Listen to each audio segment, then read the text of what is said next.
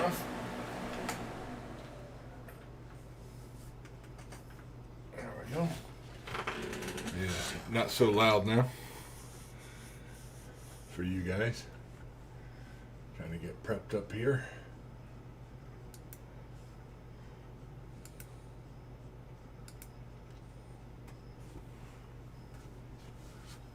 Go ahead and get logged out here. And get on my main guy that I need to be on.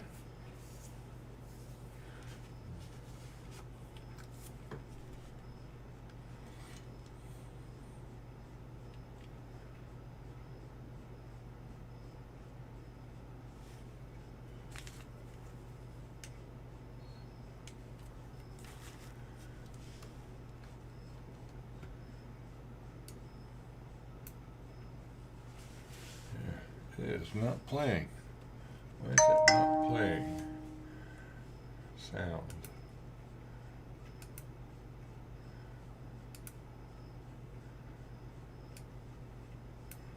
Turn that down. Player music should be up, but it's not working. Well, at least you can hear my voice today. Even though the background doesn't seem to want to work with us. And I need to start Twitch up. I forgot to do that.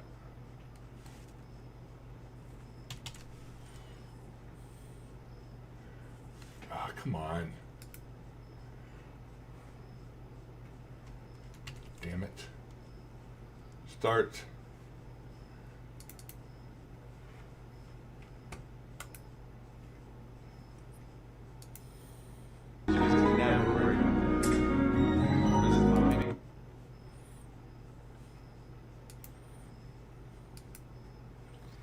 Okay, so I know what it does that already.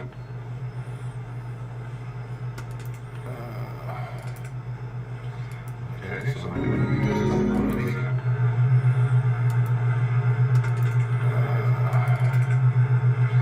Okay, so I know what it does that already.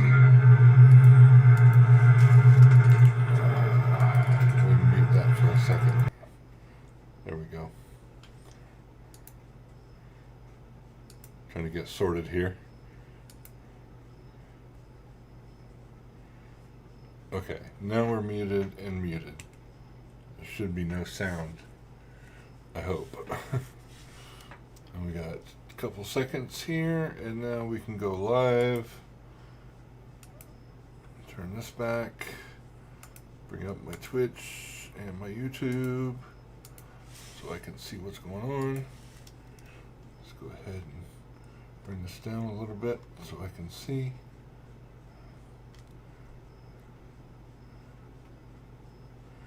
All right. Slide this over a little bit so I can see. There we go.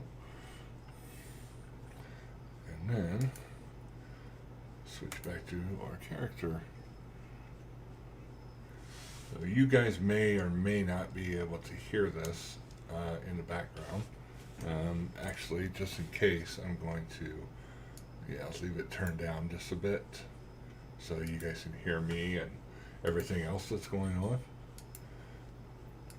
because you've already heard most of the background racket that happens in SWG.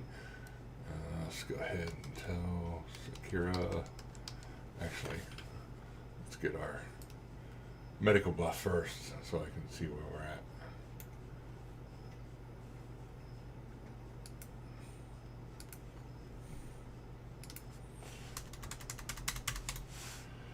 Karina buff.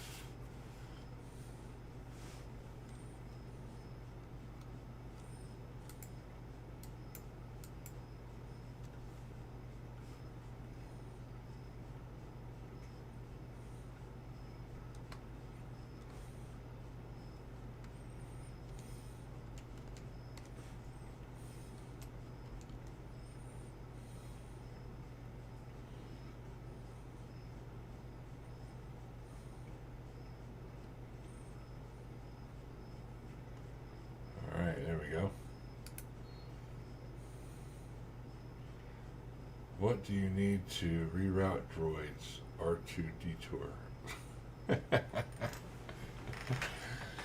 Oh, the dad jokes. Okay, now we're getting our bus sorted. Took a little bit. Finally kicking off. What else we got in here sorted? Got a couple tapes from bounties and stuff. Got some droids. I hope I don't run out. 1, 2, 3, 4, 5, 6. That's 60. That should be good enough. And then I've got Viserion brandy. Yep. Okay. So I should have enough. If I see somewhere to get some foods, I'll pick up a couple of those.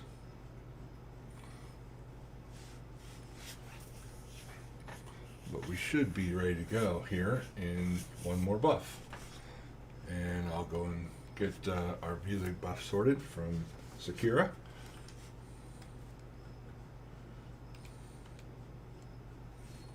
And get ready to tip them.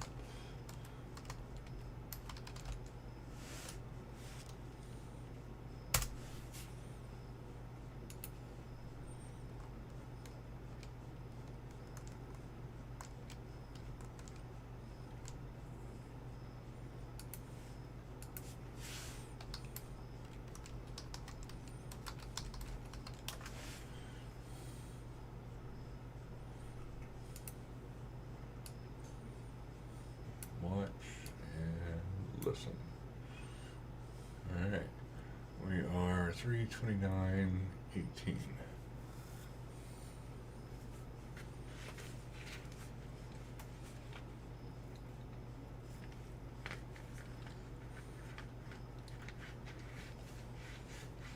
Should sort us out on our bus and we'll be ready to go. Hey Chris, how's it going, buddy? See you popped in here. Are you up for the night, or are you just getting ready to head to bed?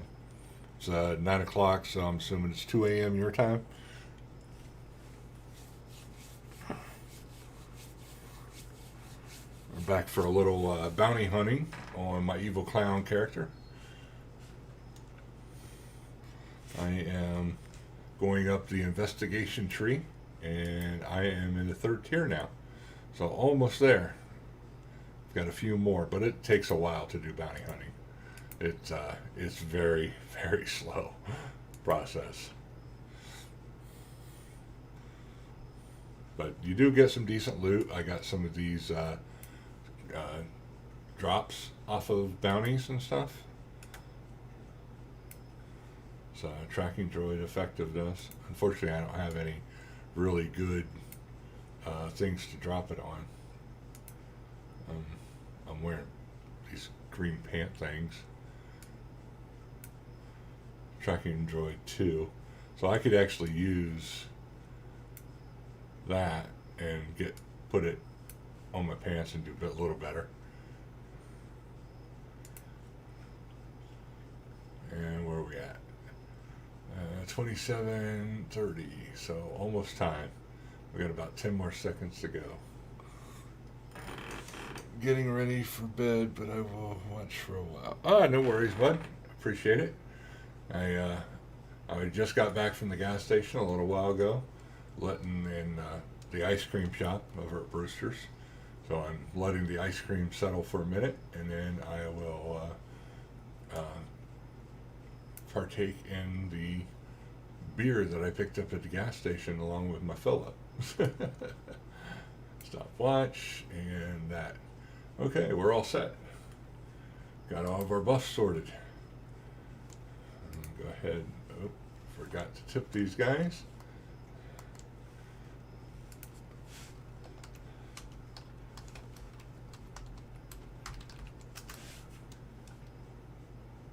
Yes.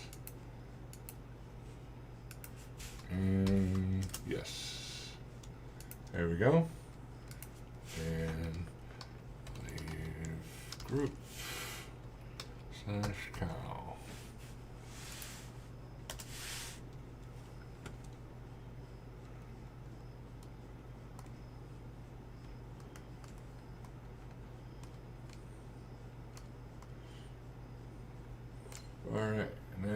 think the only thing we need to do is run over here and get our bounty.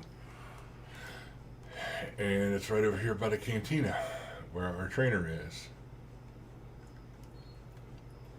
And now that I know where a couple of our trainers are, not our trainers, but our SPYNet guys are, I can do pretty much a couple different bounties pretty quick. There we go, 26,000, I guess. That'll work. What? Ah, okay. So it's not showing up now. It is 24,000. And then while I'm waiting on this, actually, let me head over towards the shuttle port.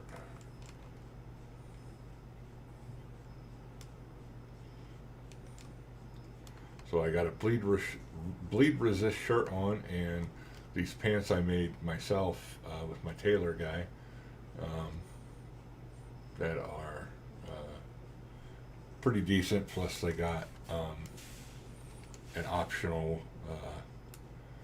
bleed and tracking droids. Yeah, tracking droids mods. So I made it with spare mod things so I could add mods to it, and so I got a 3 on tracking droids, so that's pretty good. Let's go ahead and get in here, go to Mosespa West, where our Skynet guy is, and let's take off. There we go. Now it's going to be my luck. I'm going to have a guy that bounty that's going to be located in the middle of nowhere. Would be my guess, but I guess we'll see here in a minute. As soon as we talk to our point of contact and find out where we got to go, and we'll release our release the hounds, so to speak, release our little tracking droids. So these are some new things that I'm getting to do on Bounty Hunter. Now that I have the second tier in it, I can talk to this guy, get our mission, and then release our hounds, find droid, or find target, and then find target. I'll get 2 of them going, and then I'll head back towards the shuttle. So one of the things, one of the things that usually happens is I have to go a long ass ways away, like somewhere down here or somewhere out here or way over here somewhere is usually where my bounty starts, and it warns me where I gotta go. So yeah, it's life of a bounty hunter, trying out some new things. But it should update here quickly, and I'll be able to head over.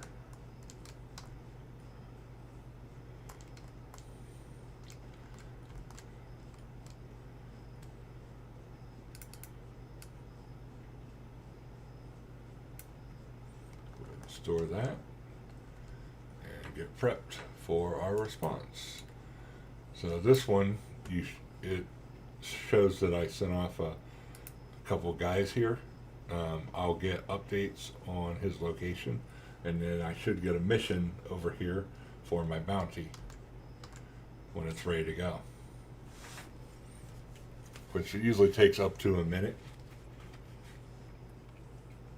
in time, in actual real time. So that's, yeah, only 3,000 meters away, but we're at in the Moonies. Okay. So this one is close enough. I can actually start out here and just go towards the location, since it's way the hell out here. And by the time I get out here, he's going to have moved, and I'm most likely going to have to do it again. And it'll be another like 1,000 meters away or something. which usually happens. But I got my pets. This is my creature handler, bounty hunter, and I've got some food and things to feed them, and some Viserion brandy to take, which I could probably go ahead and get that out now.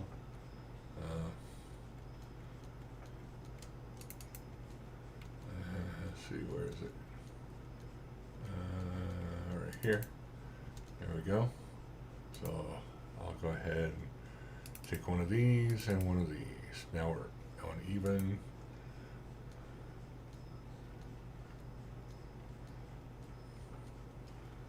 And we're only 1,800 meters away. I'm doing tab because there should be, sometimes it puts it behind you, like the guy. So if I get close enough, I want to try to find him, locate him quickly, and do another mission, because I've only got, basically 2 hours to do my missions before my buffs run out, and it's super hard to do these when your buffs run out. So this is a level 157 mission guy.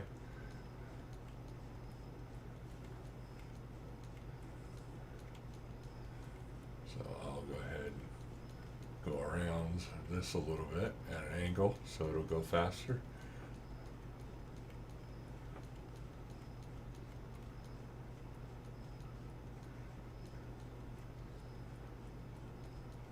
There we go, we're under 1,000. Still nothing but creatures.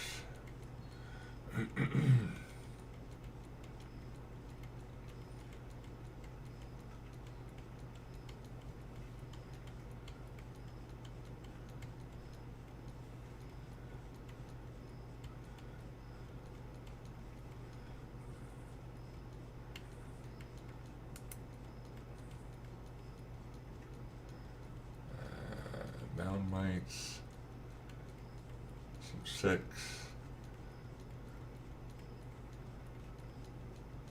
Should be coming up on our bounty here pretty soon. So far I haven't seen anything.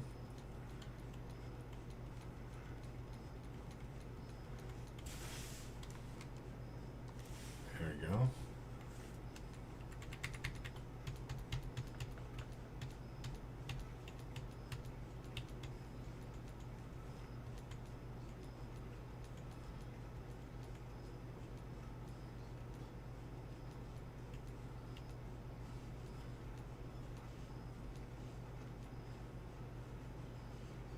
Pathfinders? The hell are Pathfinders? Okay, so, and our guy's not here, so we'll have to end up getting off our bike, doing another set.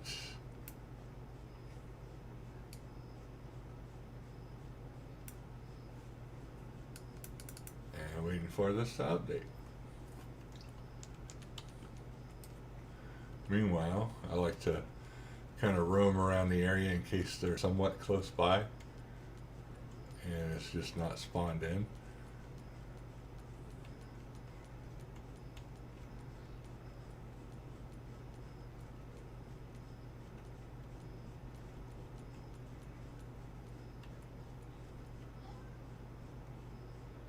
Yeah, they're just EOPs.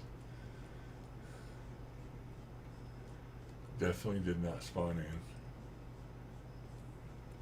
Bunch of Jawas. Yeah, nothing else, really.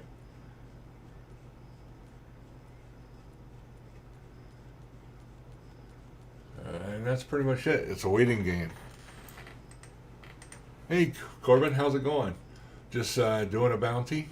I was actually able to move into Tier 3 a little bit, and now I'm just working on the next set of bounty things,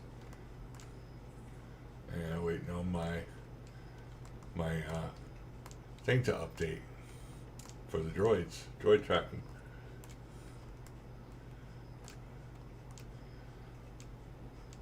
Chris here is just about ready to go to bed, so I've been keeping him awake. I went to the gas station a little bit ago. Just got home. Had to get a refill on some Copenhagen and some beer and snacks and things, and there we go. 2,000 meters away. Holy crap. Oh, 1,000 meters away. I was going to say, he moved a lot in that time.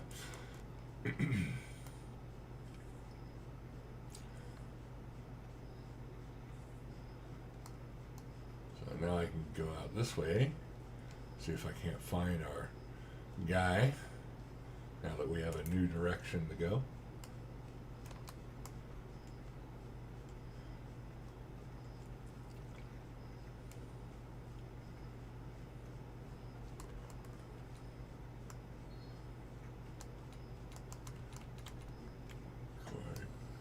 Gorg, do back,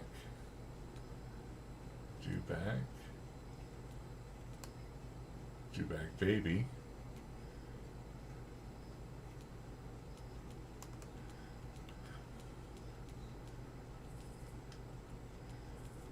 All right, not much in here.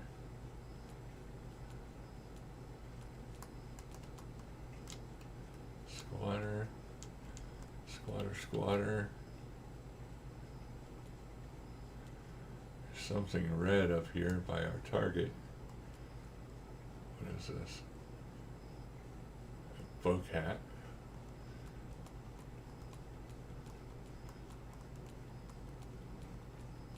Like I said, I like to check the area a bit, just in case they've wandered off by themselves. Like this over here. Looks like it might be the guy. And it is.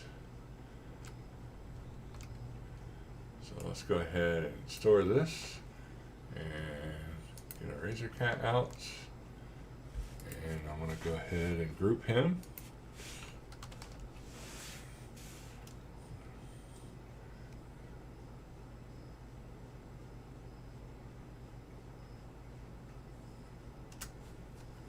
Alright, and go ahead and have him attack while I come up and boom, boom, boom, boom, boom, boom, boom, boom, boom, boom, boom.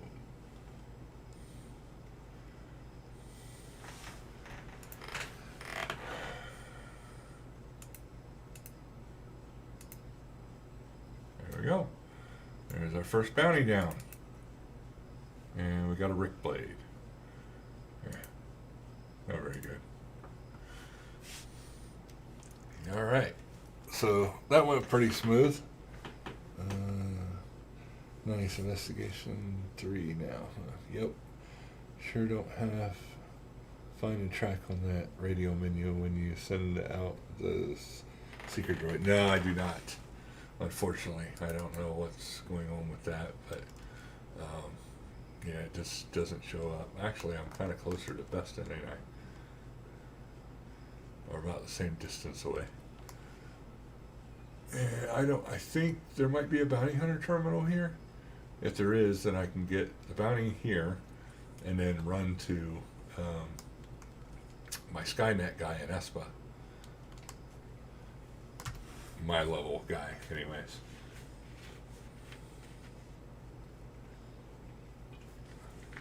Since he's quite a ways away. But at least I got this Rick Blade now. I don't know what it's worth, but 18,133. So I could sell that once my smuggler slices it. Slices and dices. It should be worth a fair penny on the Isley market if I ever get around over there to selling shit.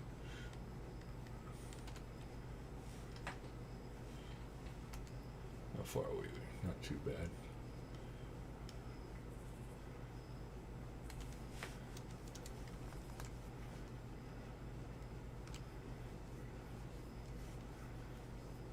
Dim monks. Dim you monk. Damn you monk.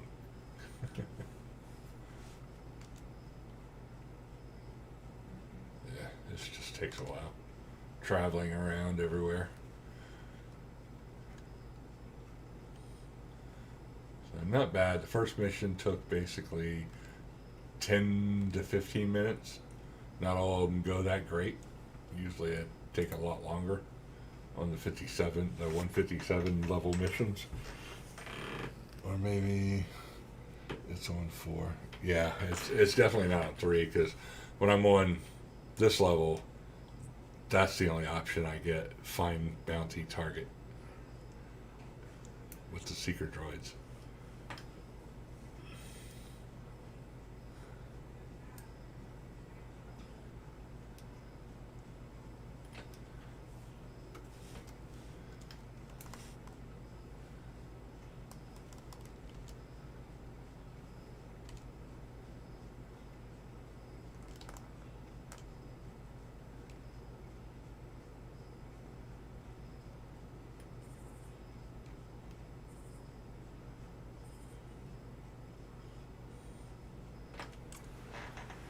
Try to get over here as fast as I can. So eating up some time. They definitely know how to time sync you on Bounty Hunter, that's for sure. Like constantly failing your droids and having you go from towns to the back and beyond, and put it just far enough away that you can't take a shuttle there. Unfortunately. I can't imagine when I get to the higher level when I have to go to different planets like freaking Javin. That place sucks with all them damn trees.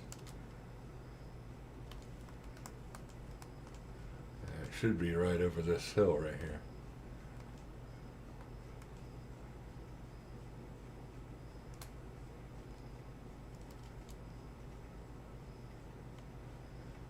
And if I find the cantina, there we go, that one. I should be able to get right to it.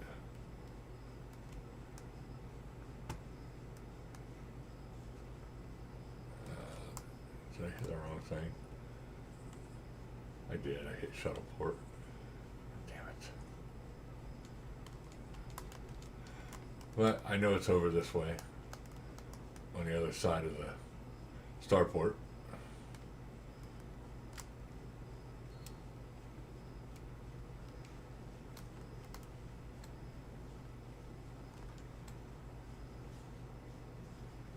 Pretty positive there's a couple bounty hunter terminals back behind here. Yeah, I see them there on my mission or map. Sorry. Damn lag. All right, and let's see what this one is. 22. Oh, if I refresh.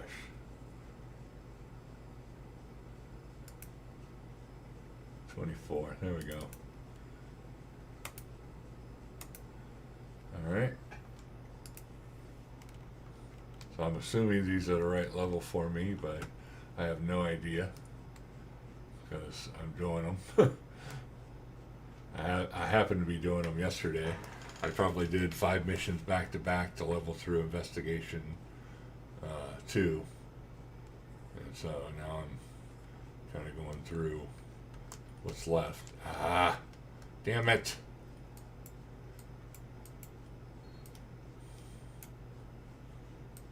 Fucking thing.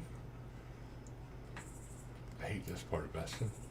It's so hard to get around in here.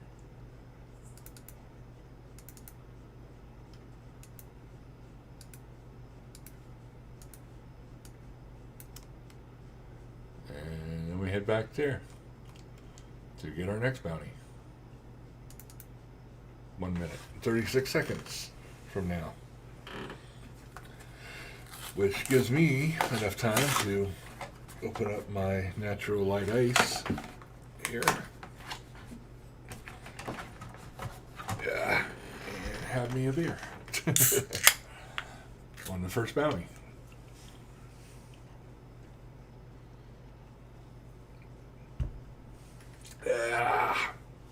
Oh, Man, it's been a long time since I had beer. New Year's, I think.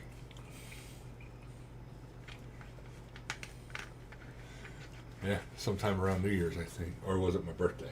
No, my birthday in July. I was almost a 4th of July baby. Couple minutes shy.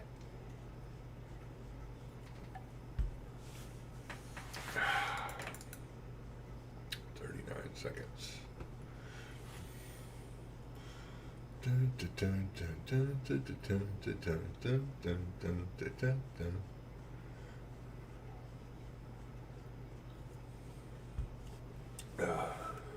I fell in love with the girl from Ipanema.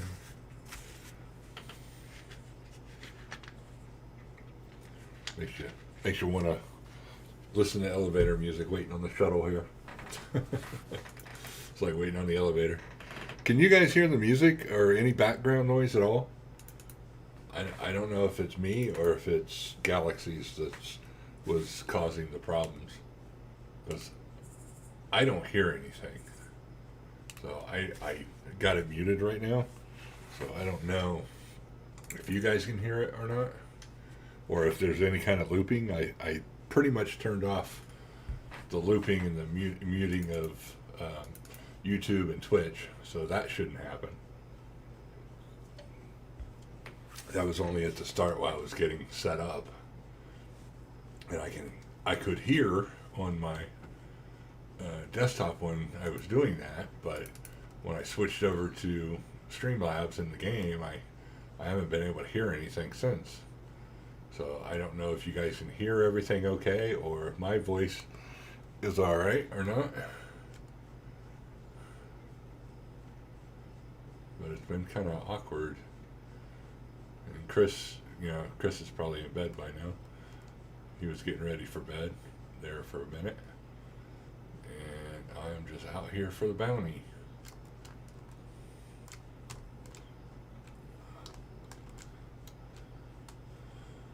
There we go. Oh, excuse me. I needed that though.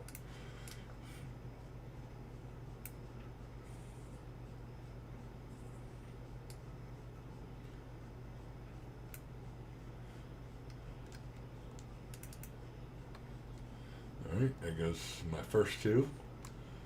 I always set them off in groups of twos. Just because.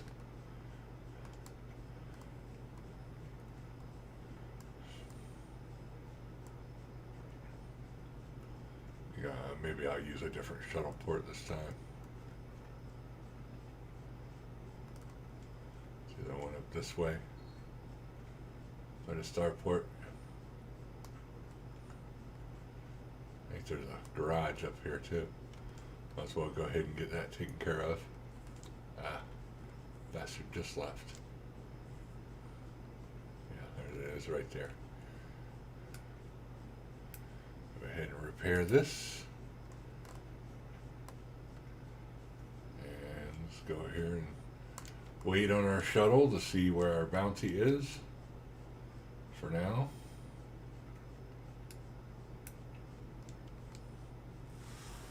We got a little ways away because I just saw the shuttle take off, so.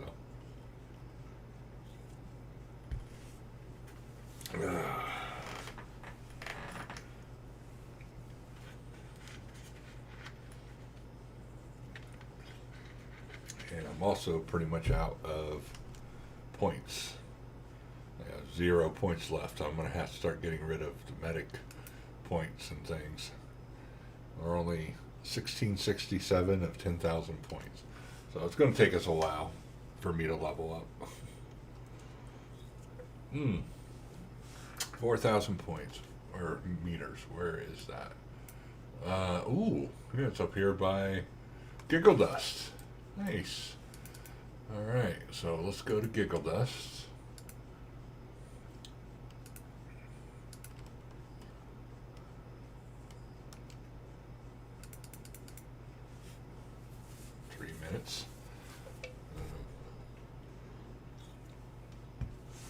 That'll be a fun wait. So he's heading heading towards the border of the planet, probably heading over here towards like Remember or somewhere. I hate that they're in the boonies like that, but I don't have much choice in the matter. It's way the hell out there.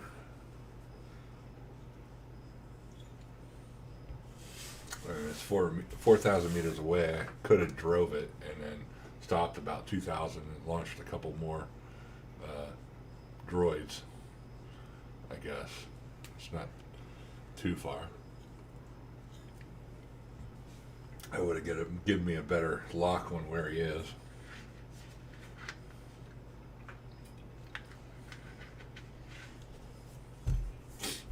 Is this what you do? Normally try to get the nearest shuttle port and then chase them out from there?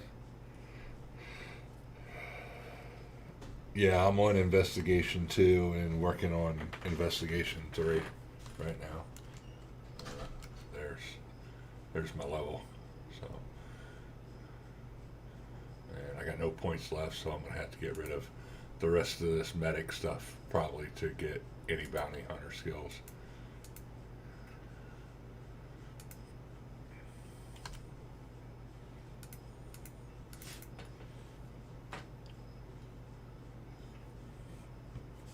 Minute 53. How are we doing on Sari and Brandy? 22 minutes. 1 hour and 20 minutes.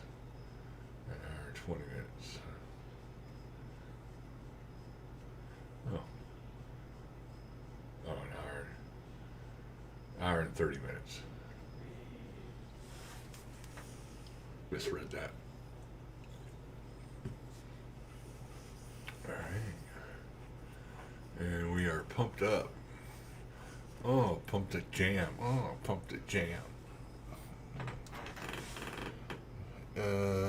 Yes, it's far out. Try its shuttle closest. That's pretty much what I do. But what about a situation like this where he's kind of like in between two cities and this is the closest one? This shouldn't be but not even a kilometer out maybe. I probably could have went straight up on my bike and then dropped a couple bounty droids about halfway and then picked up his scent, if you will, a lot closer.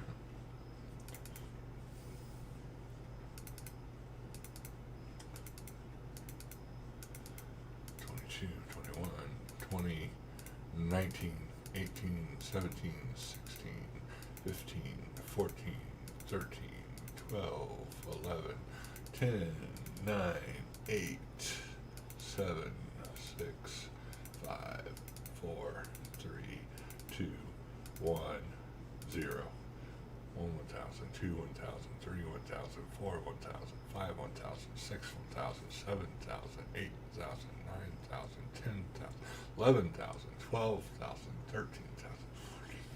15,000, 16,000, 17,000, 18,000, 19,000, 20,000, 21,000, 22,000, 3,000, 4,000, 25,000. So basically 25 extra seconds from the time that the shuttle lands or the shuttle timer ends until you get the actual shuttle.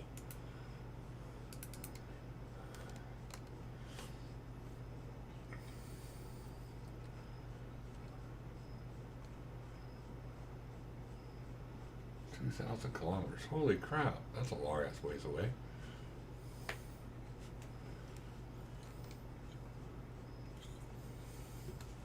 Let me go ahead and send these off anyways.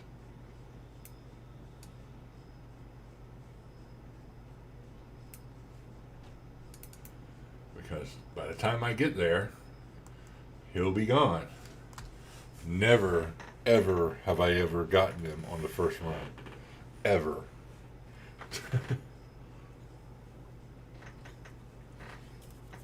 Never gotten a single bounty on the first run.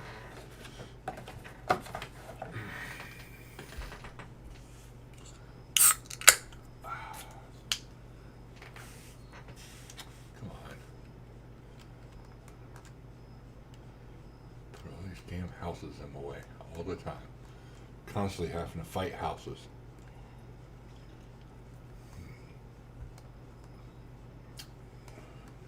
Definitely not true to Star Wars, because Tatooine was pretty desolate, except for the 3-4 major cities, pretty much.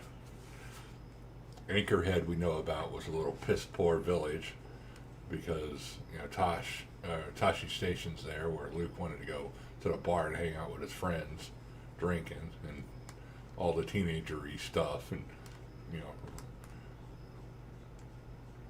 cruising in their X34 speeders, busting on womp rats in the canyon. And then we know about Mos Eisley. It's a scum of villainy.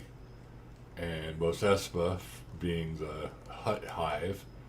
Jabba's palace, of course, which is really just a palace and nothing else.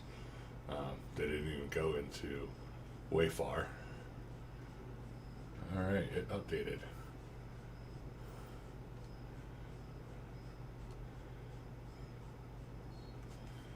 And then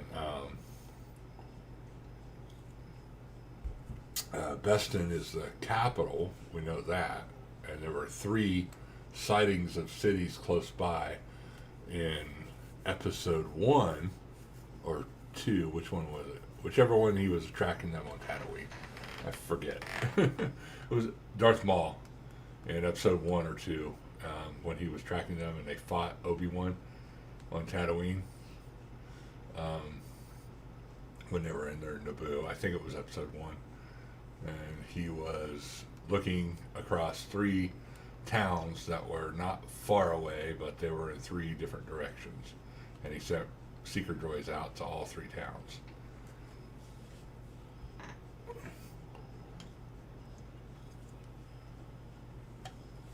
So, we know that means there's at least four towns, 3 and a village on Tatooine, and nothing else. Not all these damn cities.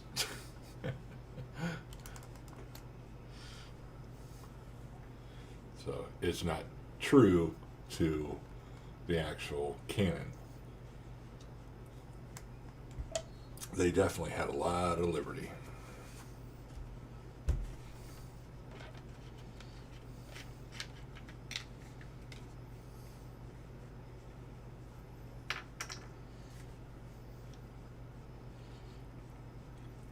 Sony did, I mean, when they created this game. LucasArts gave them a lot of leeway. Beston, of course, was known. Mos Eisley was known. Everybody knows that one. Anchorhead was known but never seen. And then in the other movie, there was something, but we don't know what. Oh, shit. Damn it. Forgot my damn map.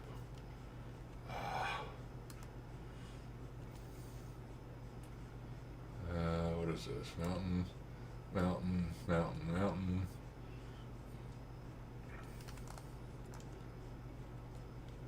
Yeah, it looks like a nest of Eopes.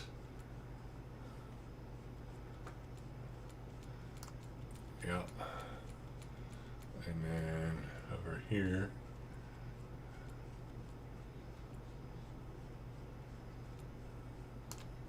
you got some Valkyries.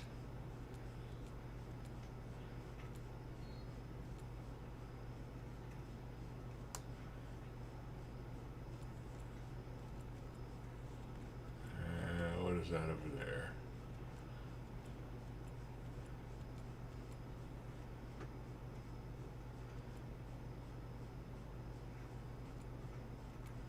More bandits. Some nothings over here.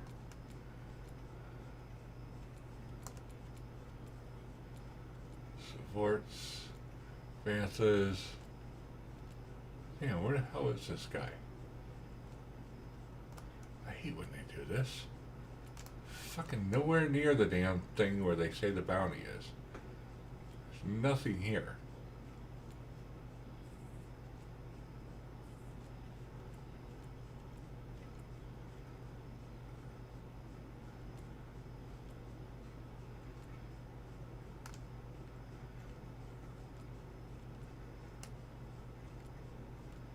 feel like I'm wasting my time half the time. That's literally all this is, just a time sink to keep you fucking wandering around.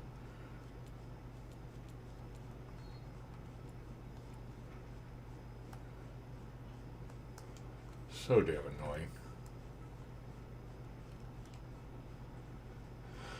Alright, well, it is what it is.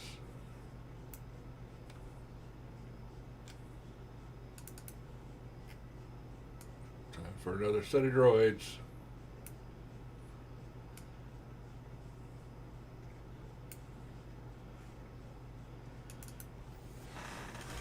We'll wait for the next batch.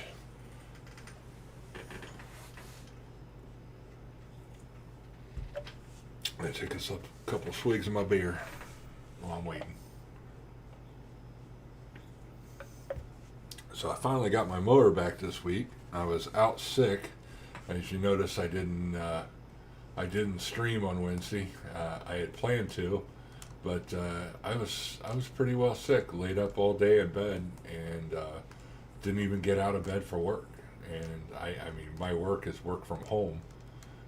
I'm an IT manager, security engineer, manager, and yeah, so I pretty much didn't even get up out of bed. I was just drugged up on Wednesday. Let that pretty much go par for the course for the day. Slept right through it. Got up, a couple times. Like I had some kind of what was she called it?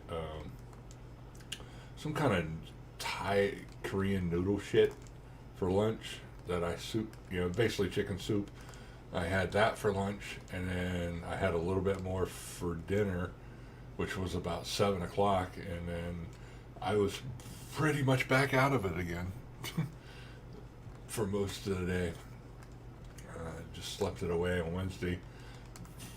I got up and did work on Thursday, but I was pretty much useless. I could hardly talk. My throat was still sore.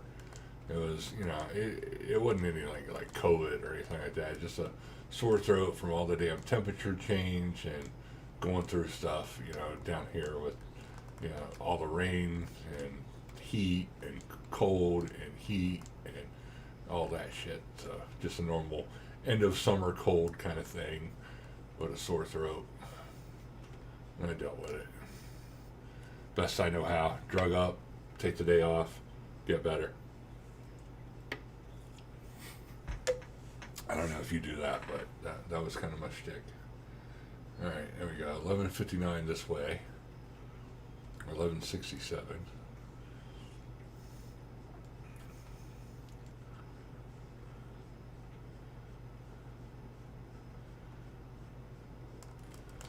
Where are we headed?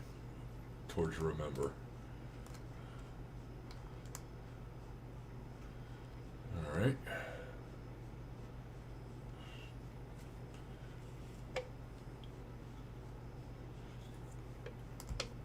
The good thing about that is there's a bounty hunter terminal to Remember, because that's kind of where I live, so now I know where he's headed. I wish we had a shuttle port, but we don't. Unfortunately, not yet. Don't have enough people. I think we need 1 or 2 more people and we should have it.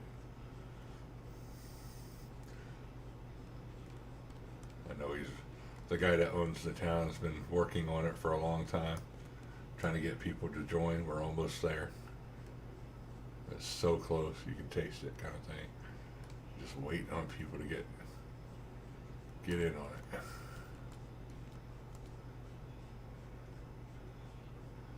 Alright, where's this guy at? Come on, prick, where are you?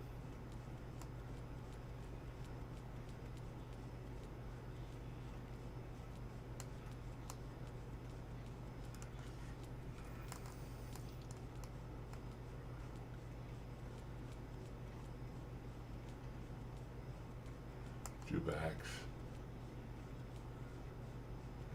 A couple things up here. And usually if I go far enough out, I can find a damn thing. Find him.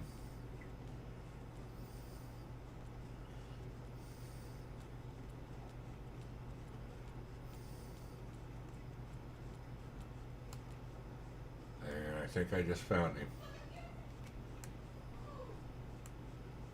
Yep, there he is.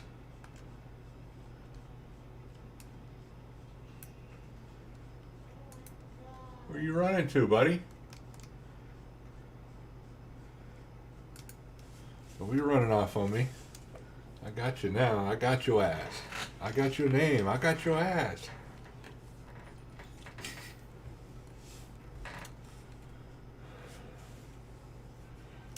I had to group him. It's really the only thing I've been bothering with.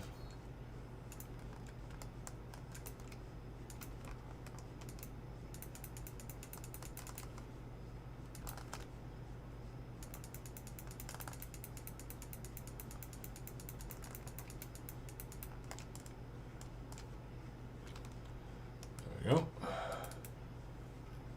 Oh, I got something. What'd I get? Lottery says pistol accuracy 5. Nice. I could actually use that. Which one should I put it on? I got 4 sockets on my boots.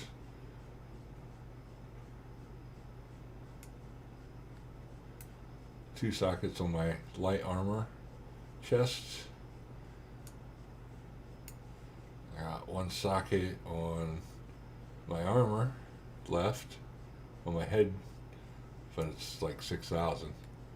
And then I've got 3 on this for carbine speed. Actually, I thought I had another one for carbine speed, didn't I? Carbine aiming. Yeah, I could put that on there.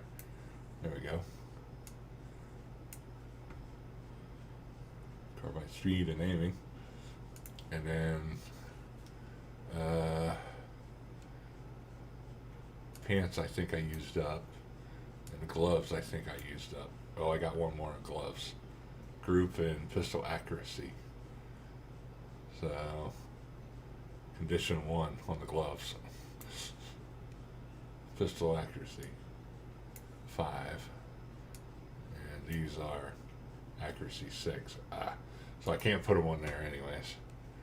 Where do you think I should put it?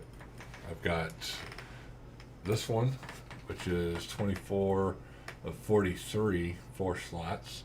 And then I've got this one, 28 of 41. So I need to repair those actually.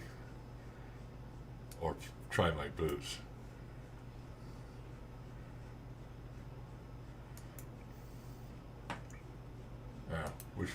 Which one do you think? Let's go ahead and put this guy away. Get prepped to go to remember, which is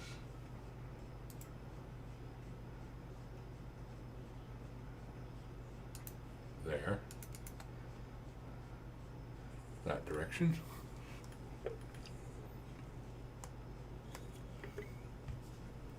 I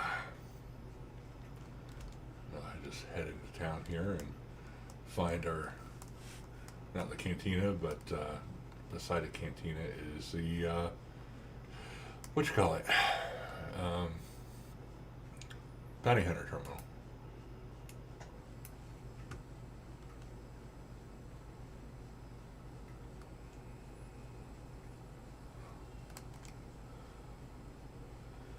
And we actually have a Bounty Hunter trainer in our town too. So it should be right over here. Side, yeah, right there. 24,000, that'll do.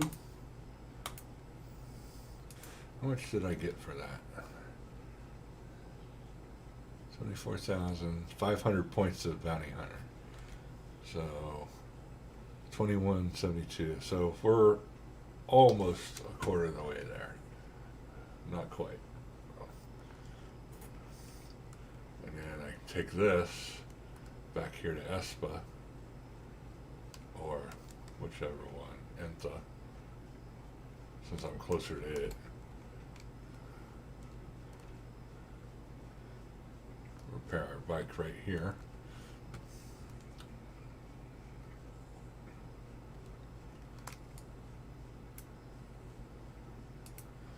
Alright, there we go. All set. I go to ENTA, get a quick ride over to ESPA, talk to our guy, and finish up another bounty.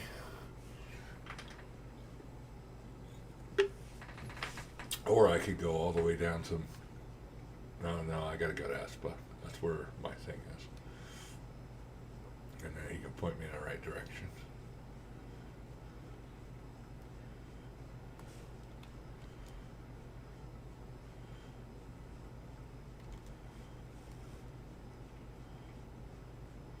My luck is going to be down here. Somewhere down here. That's where they usually try to put you, there or somewhere in the middle here next to nowhere. I was lucky to get that one kind of close, even though I had to use multiple droids up to get there.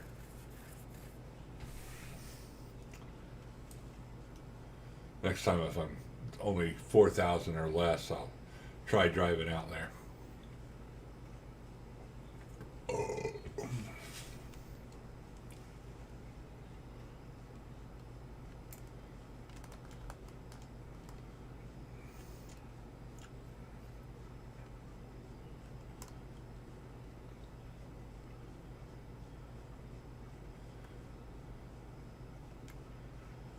Kind of got the lay of this city down now.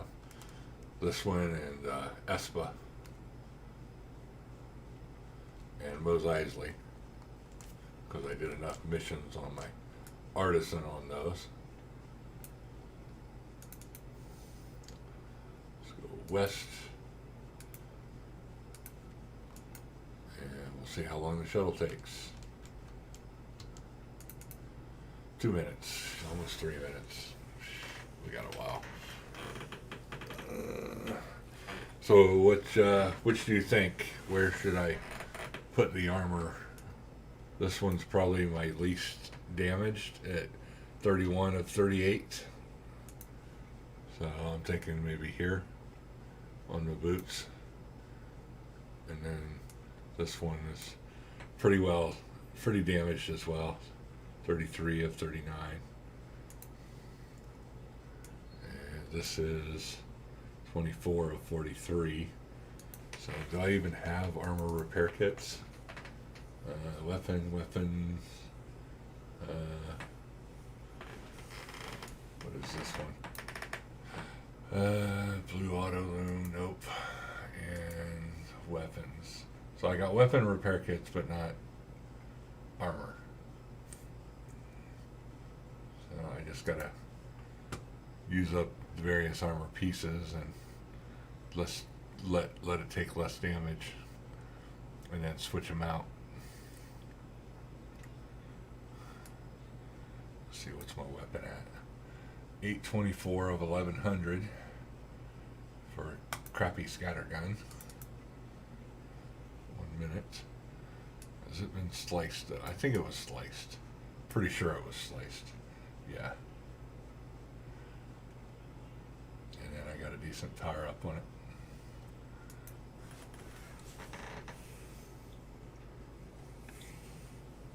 My artisan actually made these. This is the ideal range barrels or something. Wound, max damage, and ideal range.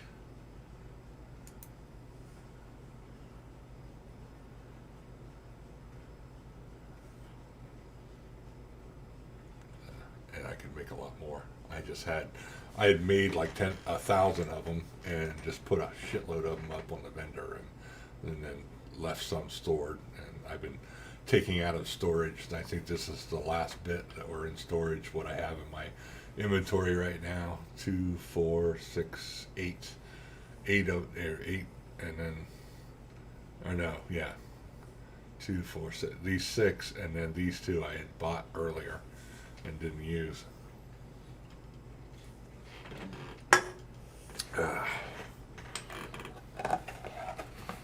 Only whatever pieces has the most time left. I put it on my boots. It has pretty much the most time.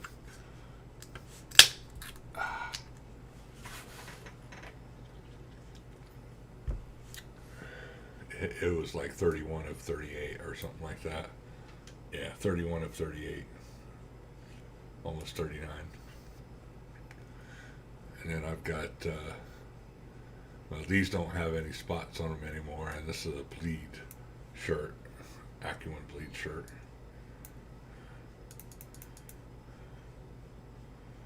There we go. Off to Most Espa.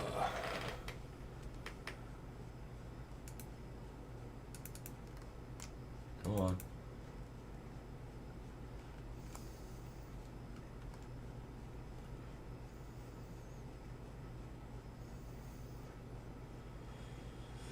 Dun, dun, dun, dun, dun, dun, dun, dun, dun, dun, dun, dun, dun. I fell in love with a girl from Ipanema. But yeah, I moved around here a lot in while I was leveling artisan and doing artisan missions, so I pretty much know most of the guys that do give you artisan missions or where to go to pick up stuff.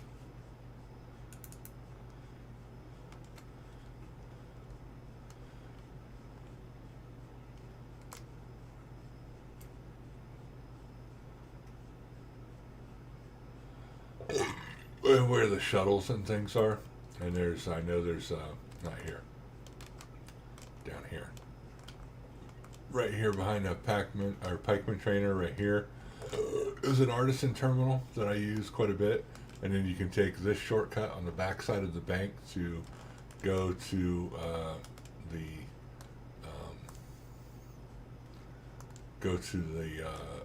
shuttle, and you can basically get away with doing a mission, taking the artisan things, and then delivering, doing the delivery piece and the creation at your location that you're trying to hit, all within 5 minutes before the shuttle takes off again.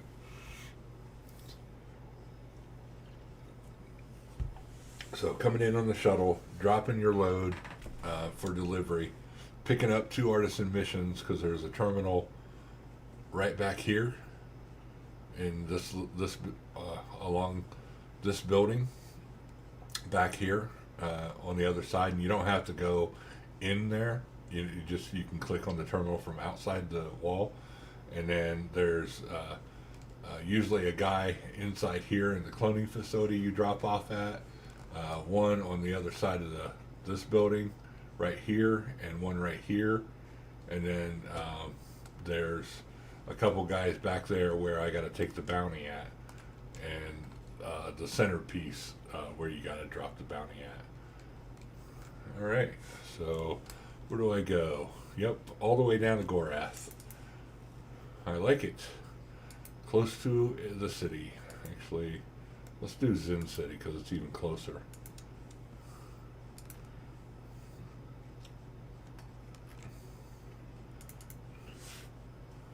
Three minutes.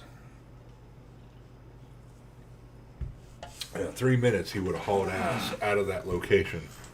Oh. Anybody? Nope, nobody on Twitch yet. That's yourself. Never done any of the artisan missions. Yeah, they're not bad. You can actually do, like when you take artisan missions, when you're starting artisan, that's how I make money. Right at the beginning, you can make about $20,000 a session or 20,000 credits. Take missions from ESPA, and then do the anything over 1,000 credits and not over 1,200. 1,200 would be way far. 1,000 would go from ESPA to Isley. Those are the 1,000 credit missions. Like anything that's like 1,000 to 1,050 are usually the ESPA to Isley missions. And then when you're in Isley, you deliver and then pick up those missions and go back to ESPA, and those are all 1,000 to 1,050. If you take one that's like it says north, it's usually these. If you take northwest, it's this. Like especially the ones in Emtha and Most Takai, they like to do a little bit more than 1,000, or they'll mix it up and throw 1,000 one in there. And I've screwed up a few times and ended up in one of these cities. And then when you're here and you try to take a mission to get back over here, they're usually like between 400 and 500, and then you can take these back again. And then these are 1,200 missions. You could do up from here to here and do like 1,200 missions, 1,200 credit missions.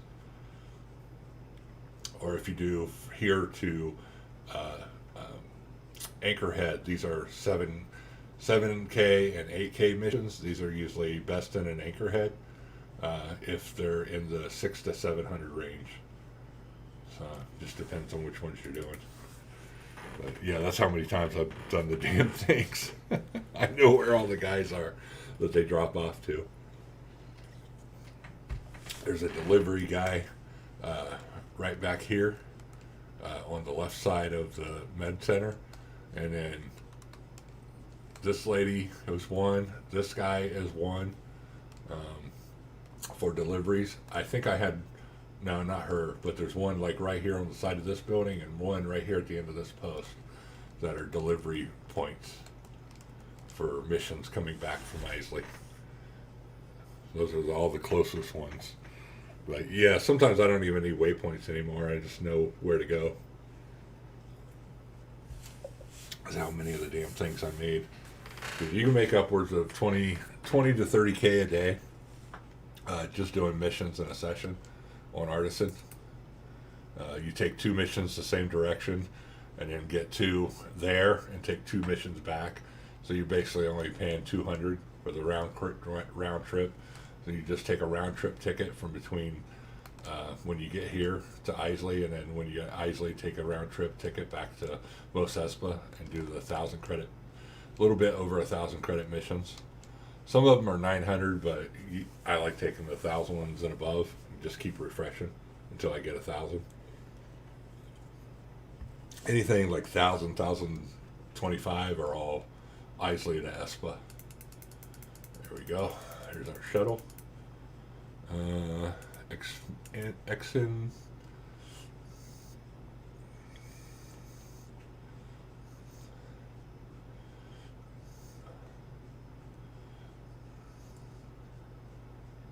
Come on, spawn in.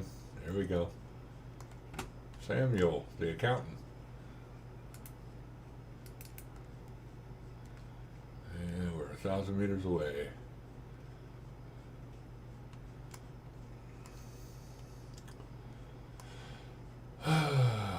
Go through strawberry fields forever.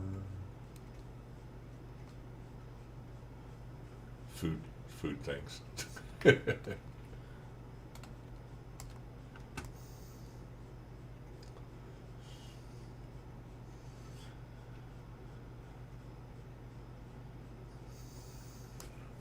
Let's put our map back on so you can see where the hell they are. We are just north, so he's probably going to be traveling north away from me. I don't see anything on the map. Holy shit, look at all these vendors on this guy. He's got a shitload in there.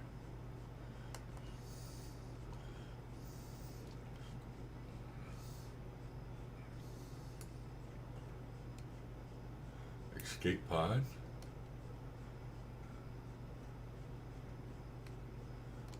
Some Rontos.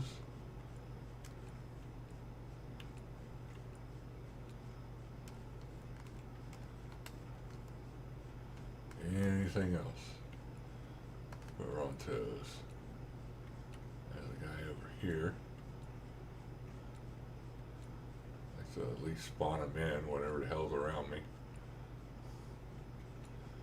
before I set everything off.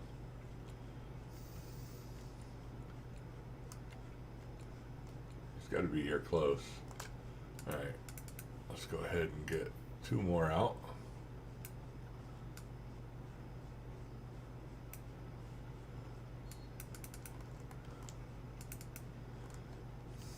While we have a look around, it should only be 600 meters to 1,000 meters away. Oh. Yeah.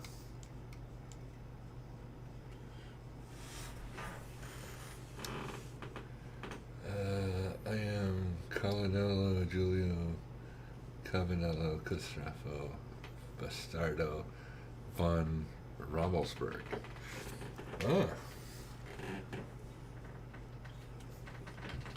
Nice. How's it going, Seven Smurf?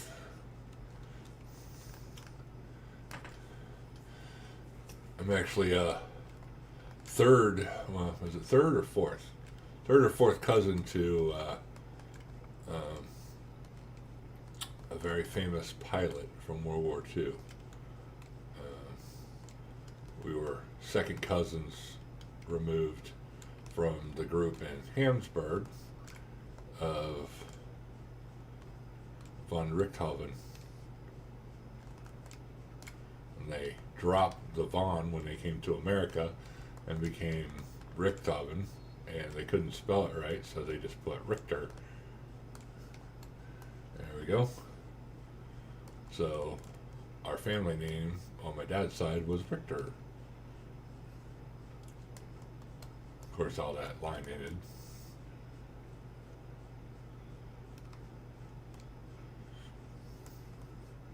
But yeah, they that was the family tree. My great grandmother actually spoke German and not English, and she would curse you out in German.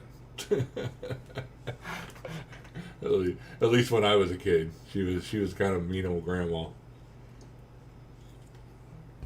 Very German lady.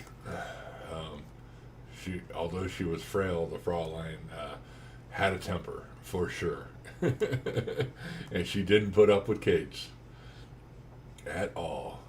She would constantly yell at us, and especially cursing you out in German. Yeah, she couldn't speak a lick of English, and my grandma spoke English and German. She learned from, coming here to America and spent years here. And all that, but my mom can't speak German at all, and I only speak phraseology German.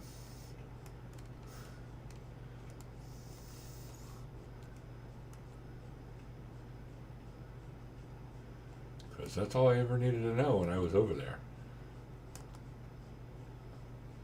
Ein Bier. More or less. Is this my guy over here anywhere? Nope, don't see it. How about over here? Nope.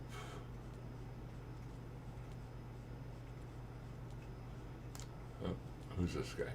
Is that my guy right there? That's my guy. Alright, see, I knew it. All I had to do was be patient.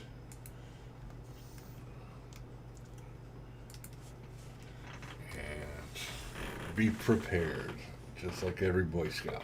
There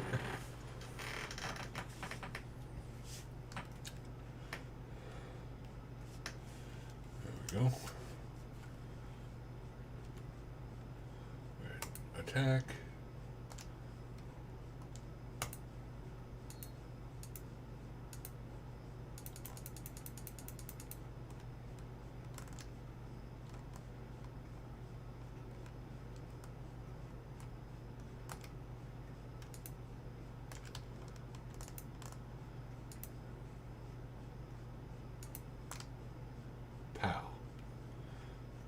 Word to your mother.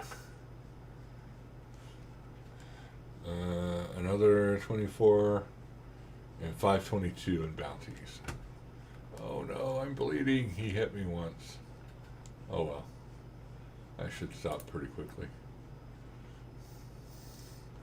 Where am I close to? Gorath. Go ahead and create a waypoint down here. Get my bike out. And I think it's time for another brandy or two.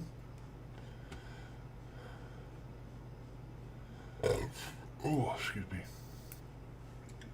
There's a couple of armor pieces that I looted. I can give to my Ithorian.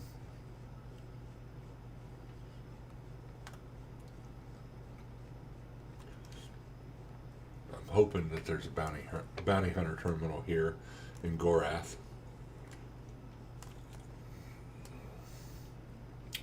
cherries. I'm surprised they're not pissed at me yet. I've killed so many of them. I know Jawas don't like me.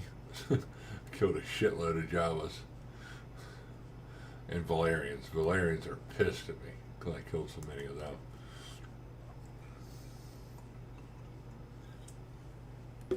I did the theme park.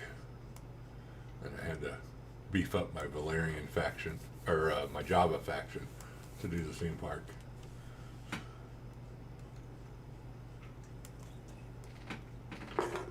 Alright. Autopilot. Grab me another beer. Outlaw.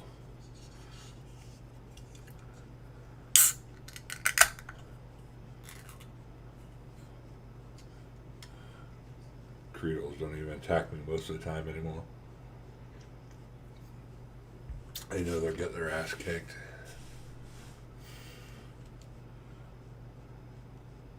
Oh, no wounds from bleeding. Nice.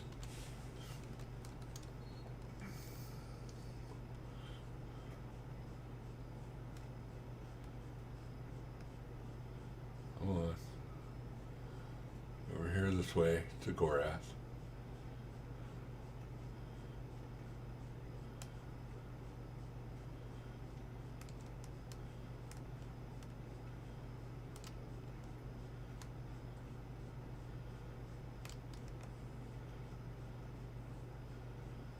There's the theater. There's the party bus. And I want to say that they have a bounty hunter terminal over here. I can't remember though if they do or not. Pretty sure they did. Artisan Scouts and Rebellion Bounty Hunter. There we go. Perfect. And right into another mission.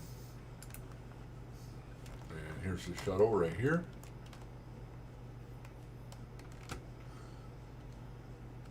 And I think it's on the far side. Yup. Hey Magpie, how you doing? How you doing? Joey.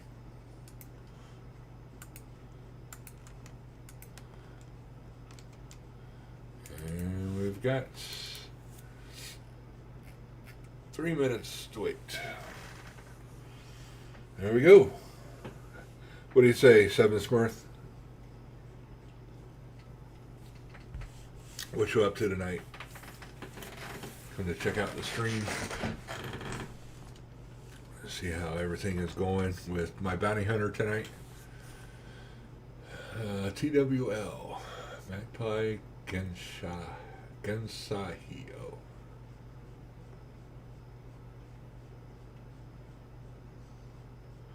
Bow, chicka, wow, wow.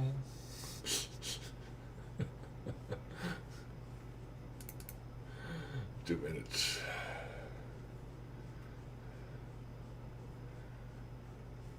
Wonder if she's going to sit by herself on the shuttle.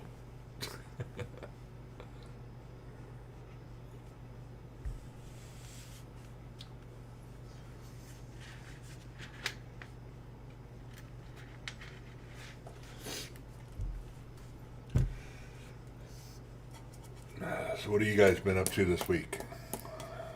I see it said that the game only has 460 players online at some very moment.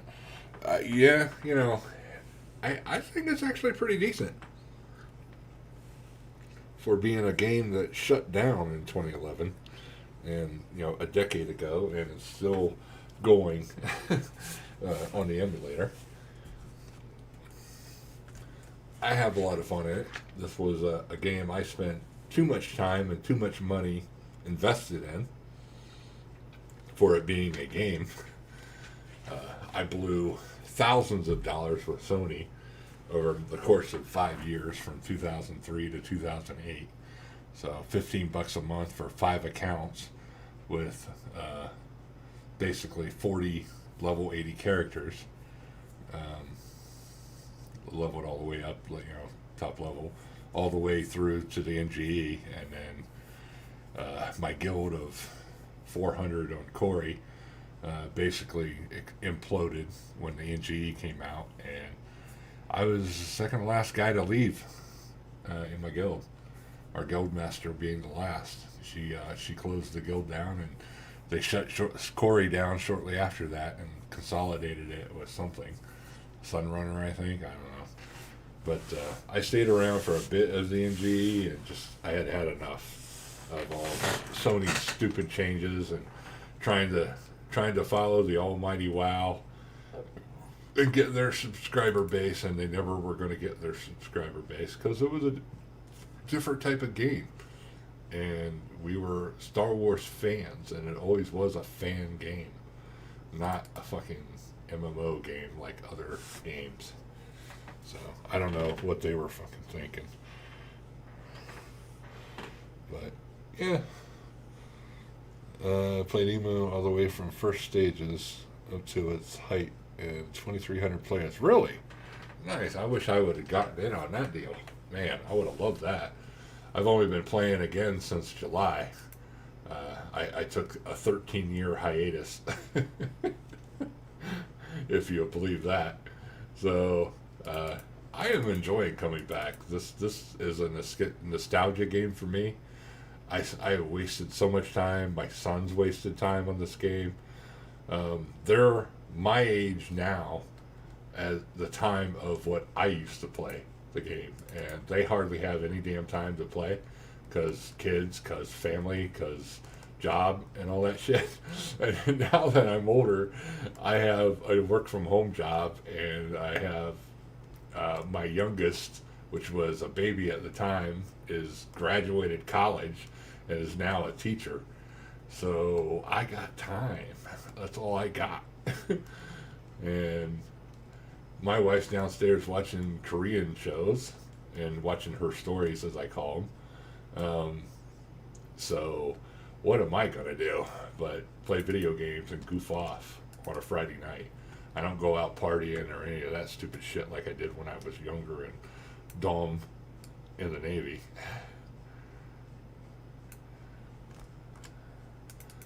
So what am I going to do? Nothing but hang out with you guys, play around on YouTube, do some live streaming, and just chill. Or as the kids say today, I think maybe still, chillax.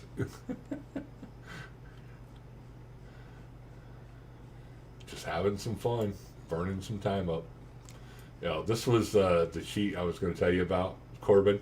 So on your artisan back here is an artisan terminal missions, and if you look in here, take the crafting, and then anything over 1,000. And if you refresh these until every time you get like 1,000 missions, you can take 2 of those, and then come over here. You pick up your whatever your created items that they want you to create are. You hurry up and make them, and then usually there's a guy back here on this side in the cloning center. Right. Where is he? Right.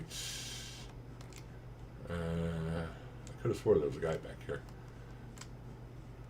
Anyways, and then you cut through this little hole right here, and there's a lady right here and a lady right here that you can deliver to, and then right here is the shuttle port. So it's a quick shortcut to get around if you want to do thingy missions and just do artisan, level up. You can make about 20,000-30,000 a day just doing crafting missions, and it's a general crafting experience as well, so it kind of boosts you up the artisan line in engineering or whatever crap you want to do in artisan. Ooh, 4,000 meters away.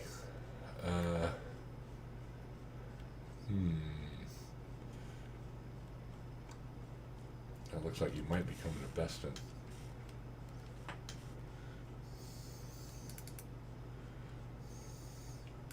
Go ahead and do Beston Shuttle Port, and then I'll take this bounty. 3 minutes. Always 3 minutes, it seems like. Internet internet went down for a few minutes. Ah, damn, you missed it then. So if you play it now, you only see a very, very shadow of the game. Yeah, I know. Unfortunately, that's with all games. You know, but it is actually fairly alive. I mean, there's a lot of people in Isley, around Isley, a lot of the newbie towns and things like that. I spent hundreds of hours in EMU trying to start up new players to stay in the game, but it didn't work. I get it. Yeah, already master artisan, architect, DE. Yeah, that's exactly what I took when I leveled up my first artisan character. Um, this guy that's leveling up is actually a chef and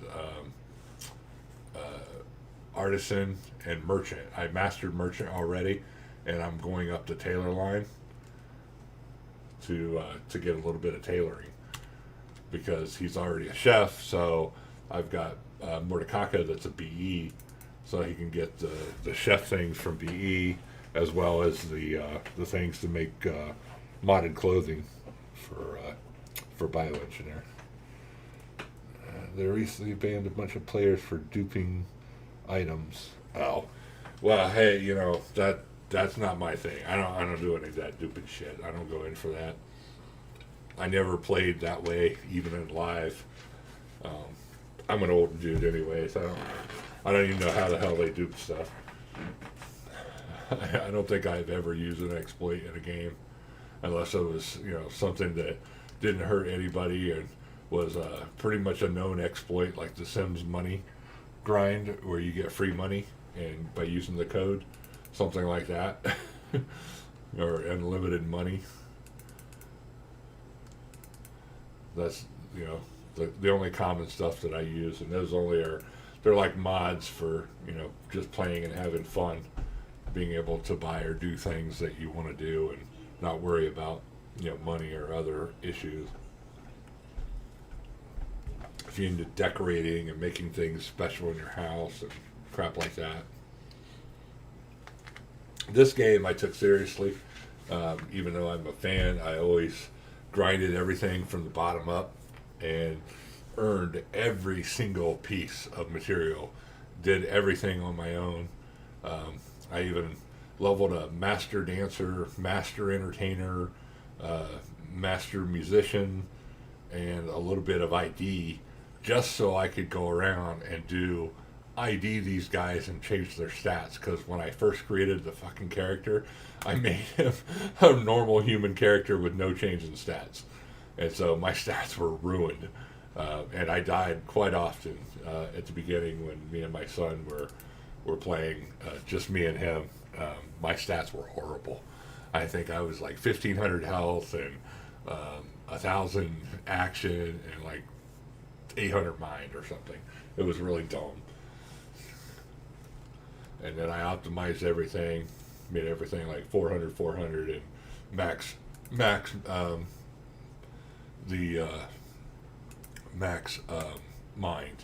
and then buffed every time, and now I'm all set. But yeah, I pretty much ruined a lot of my characters. I think my Wookiee's still fucked up. I think he's still set at default settings. Mordekaka.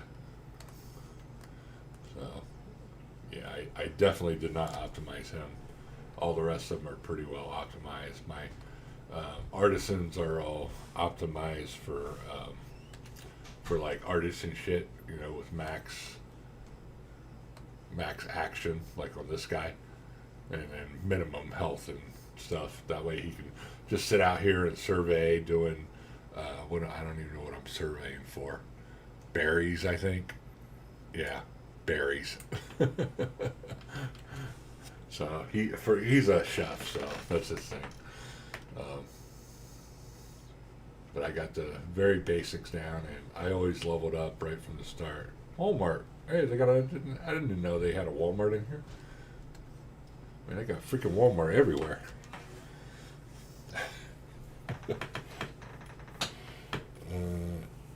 I didn't have any duped items. A little of everything. I sent out emails, and I was told if you had an item that was duped, it would be deleted. Yeah, I can see that. To Music Dancer, all through, and you only need Novus to stat migrate. Yeah, exactly. And that's pretty much why I did it. That way I could do, like, I was on Talus by myself, and I kept running out of music buffs all day, and all I wanted to do was level up and do missions, like queuing missions on Talus. I just parked my entertainer's ass in the cantina and went in, and I set them up to do random, what do you call it, AFK buffing, and so it lasts like a minute and a half, 2 minutes on dancing and music, and that way I could get a full music and dance buff off of them, and just keep going back to them for free, pretty much, and just had my buffs. And then I kind of did the same thing on what's his name, Pasca. He's my Transdocian doctor in TK, so I had a lot of fun on him too. Oh, I've already got it on, and here we go. And just leveling up some of my bounty hunter. He's not in here. Bunch of dewbacks. This is probably going to be far away, anyways. 9 mound mites. Alright, looks like I'm going to have to go ahead and use a couple secret droids.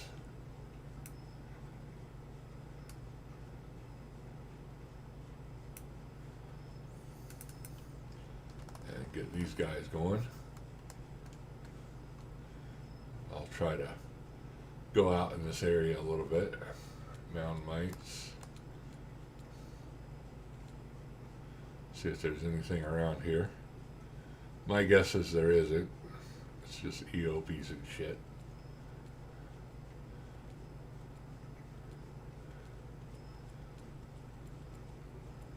Yep. Nothing around here really. So it's probably more than 1,000 meters out. And I'm only a couple hundred meters in diameter, so.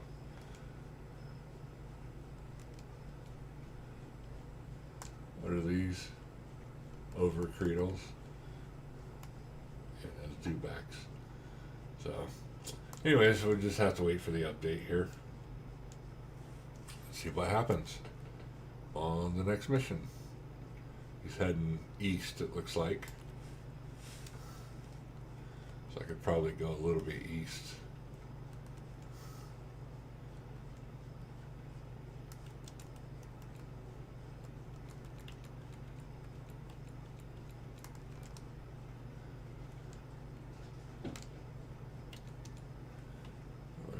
Here, bunch of mound mites.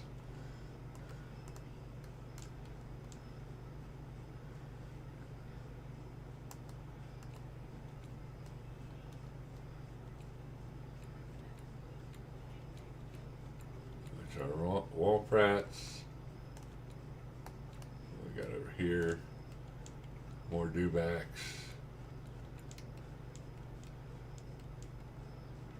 Here we go. Updated this way. He's moving southeast towards Tombstone, it looked like. We'll go this way. We'll see where we can catch up with him on.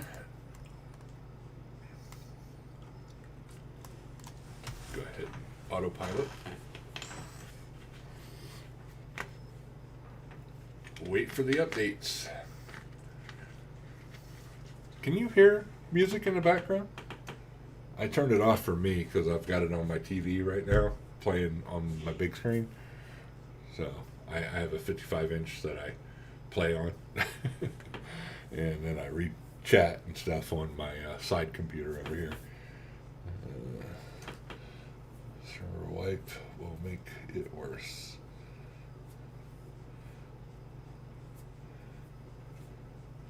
Oh, I missed some stuff. You could probably find that out, so maybe on the forums. You should have been in Basilisk in its heydays. Usually over 1,000 people on when I started. Yeah, yeah. That, I mean, I was a day two live because nobody could get in day one, pretty much. But day two live when it was just awesome. Being there, there were so many memorable moments in this game that I had, like the watching the Tatooine dual sun for the first time over Luke's homestead. Um, stuff like that. It's just it was a thing back in the day.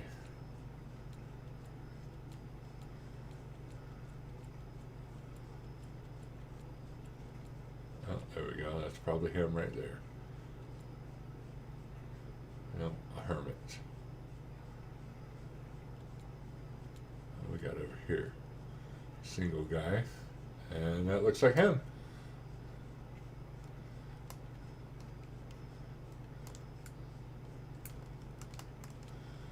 Go ahead and get this out. Get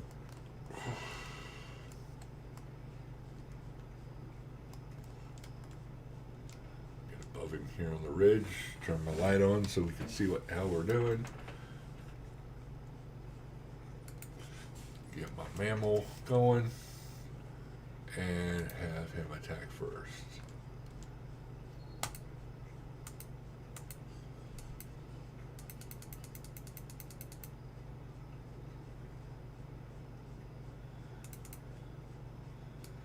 There we go. Oop, run out of a power up.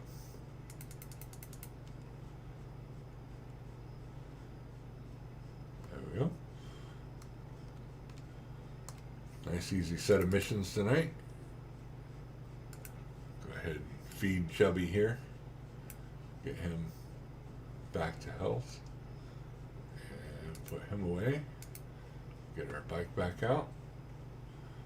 And head over to Beston, which is that direction. That direction. Not what I want. How did I do that? Shuttle port, there we go.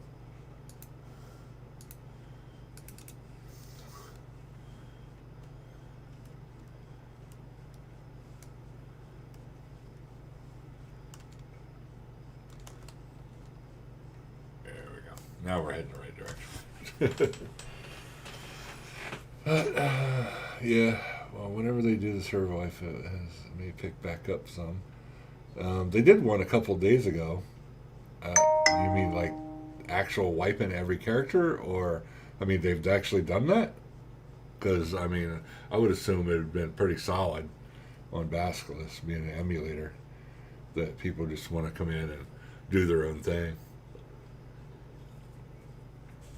or do they do it because um, they need to get rid of all the housing and people that no longer exist? I can see it for that because it's fucking lame. It's running into houses all the time, and these people have been here for yonks. Everybody chasing Jedi or whatever. I don't know. I mean, I did Jedi in live, but it was only because I was finally forced to, and I just wanted to try it out for once. But I remember the first time I saw one on Corey server. I did a lot of PvP on Corey, and just had a blast, with doing regular stuff, missions and things like that. But yeah, it was kind of crazy seeing the first Jedi run through town and like try to hide away from everybody. It's like, oh, I saw that Jedi. Everybody was freaking out. Like, how do you get there? How do you get Jedi? And everybody thought it was a dev, and playing around. And then next thing you know, you learned that Jedi was fashioned by doing all the different things to level up. Different what you call it, different skills and things like that. The first holocron, I remember the very first holocron that I got said Master like dancer or something, and I was like, fuck that. I don't want a master dancer. I was like, I'm not doing that shit. And then eventually I did, but only because I was kind of at the end of my ropes with everything and had done pretty much all content in the game and was at the end of things and just wanted to do something else. And so I started mastering dancer, mastered a few other things. I ended up a creature handler. I ended up doing carbineer, pistolier, bounty hunter a little bit at one time, and then I think I ended with a bioengineer. I think that was like my last one before the old man showed up, and that was kind of my final straw in Jedi. Like I created my Jedi character and just kind of left it at that point. And kind of went and did the village and all that stuff too. That was involved in Jedi at the time. I think the village was kind of my fault. I was overly into the game at the time, and I wrote like a 5-page dissertation on how people should become Jedi, and I didn't think that the leveling and mastering of skills was the way to do it, because I never did want to be a master dancer, and that's or ID or any of that shit, and that's what I ended up having to do to get there. I think I mastered like, I don't know, I want to say like 10 professions, but it was horrible. Like the first 2 or 3 were like dancer, and then ID, and then creature handler, and carbineer, and bounty hunter, and then something else, and then I ended up like finally at bioengineer, like I said, and it just it sucked, and it was just not right for me, and especially when your whole thing in the game was you were supposed to be anti-M and level up and do what you wanted.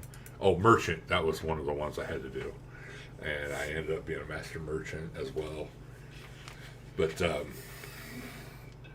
yeah, so I wrote this big ass long 5-page dissertation on the forums, and I think someone at Sony read that and took it to heart, created the village, and bam, we had some pseudo version of going out, mastering, lightsaber, and creating your lightsaber, and finding the resources, and leveling as artisans, or leveling as fighters, or leveling as, support people, and healing, doing Jedi healing, or force choking, good and evil, and things like that. So that was kind of my fault, I think.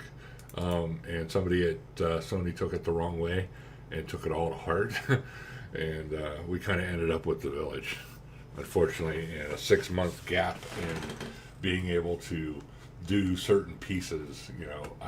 I think I was actually stuck in the village at the end when we finally got NGE'd, and I kind of left it at that point and just got bogged down in all the overjoys of level grinding, level 80, 90 Jedi, and at that point I was pretty much done, having to reset everything and start fresh and anew.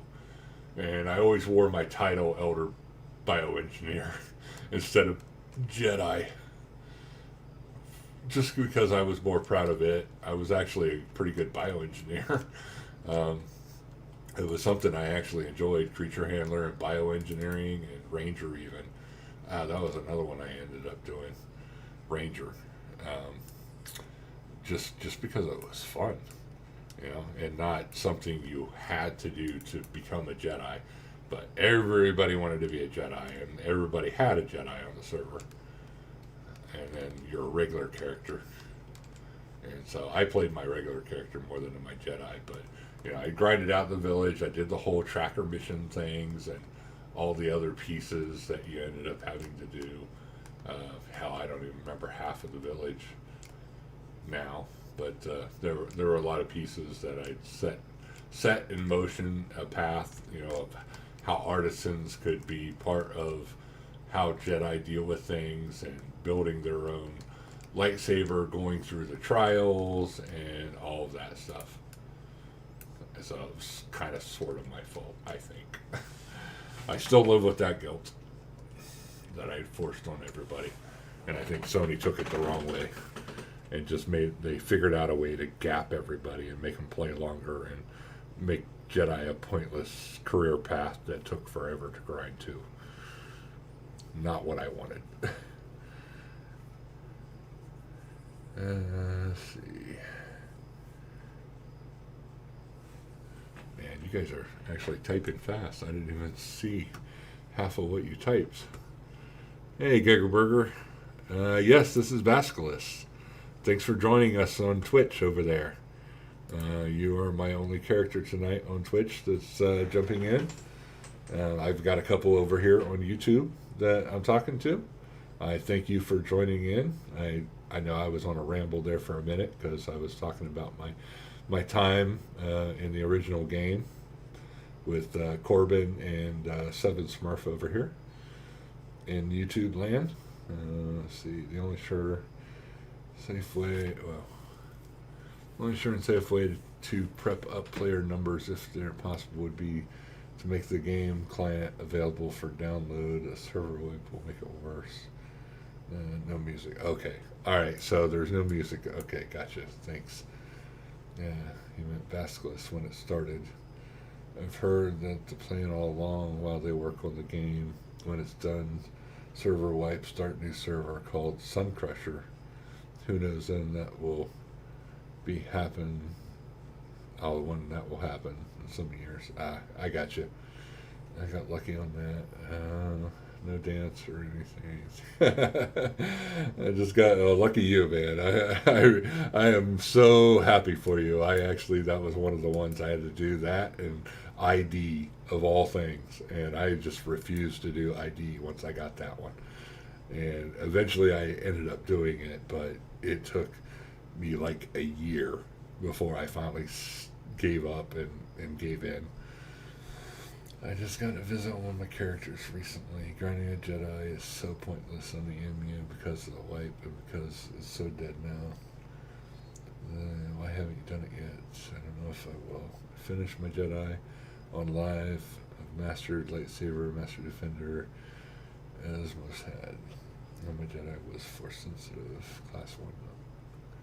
Oh, 1A, not class 1. So, let me switch back here. I'm sure my thing got an update. Didn't realize I clicked the wrong thing. Damn it. Not what I wanted to do. Set this off. Set this back on. Set this on. There we go. And then put our bounty hunter back on. There we go. 5,000 meters away, which will put us in the middle of fucking nowhere. Nothing is close to that, literally. No shuttles anywhere. Alright, so I'm just going to take a cruise out that way. There's nothing out there.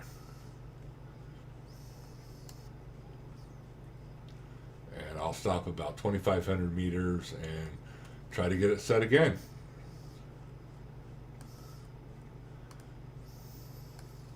So hopefully it'll update on my way there. Let's go ahead and repair this while we're right here. There we go. And we are off into the wild blue yonder, taking away into the sun. Yep, Air Force. Evil Clown would have had a force-sensitive Class 1 Jedi if he had finished his. Oh, I'm sure.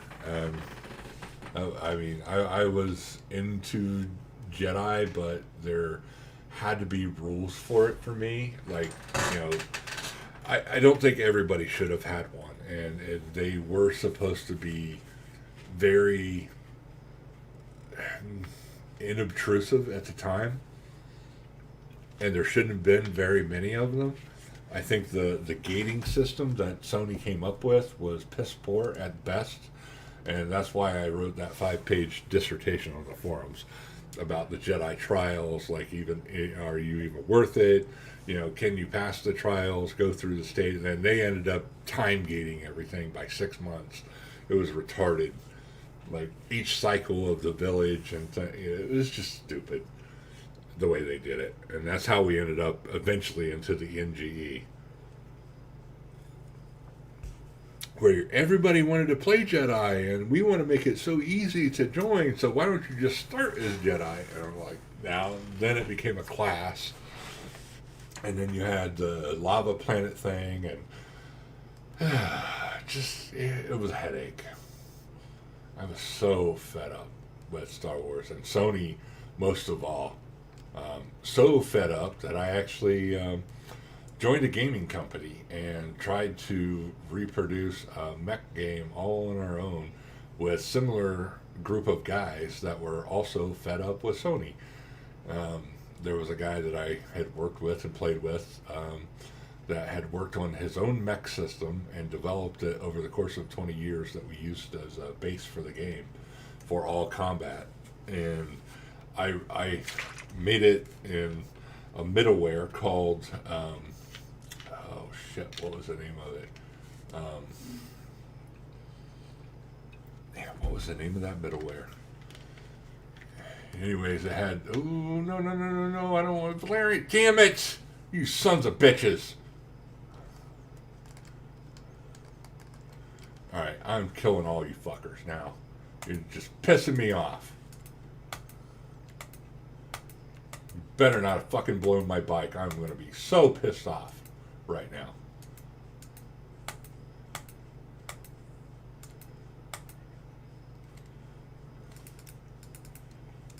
If they fucking shot my bike, I'm gonna be pissed.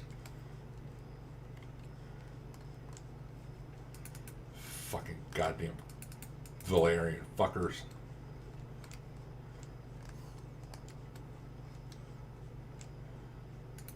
Oh, thank God. Sons of bitches. Sorry.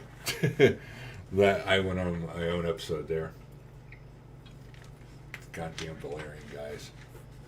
But anyways, yeah, on my tear and rant into Sony, I met up with some guys. I worked on a massive multiplayer online game for 6 years. I became the lead developer and pretty much built all the servers and the middleware with, damn, what was the name of that software? It was a contender at the time for other things, like it was a new, not Unity, but similar to Unity. It was, MMO capable. You could produce, different, MMO games basically on it. It was pretty shit hot at the time, and it was a contender at the GDC, which I did there. I even demoed our alpha version of the game at DragonCon one year. And if you go to, I want to say DragonCon 2013, and oh, hey, Ghosty, look at the War Dog Studios, Force of Arms, YouTube videos from DragonCon. I want to say DragonCon 2013. That was when I was working on that project, and I was a lead developer, lead game designer for it.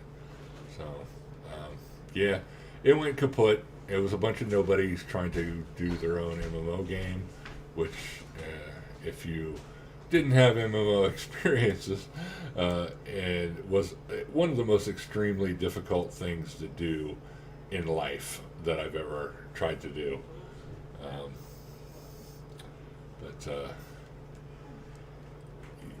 Yeah, I built the damn thing. I built the servers.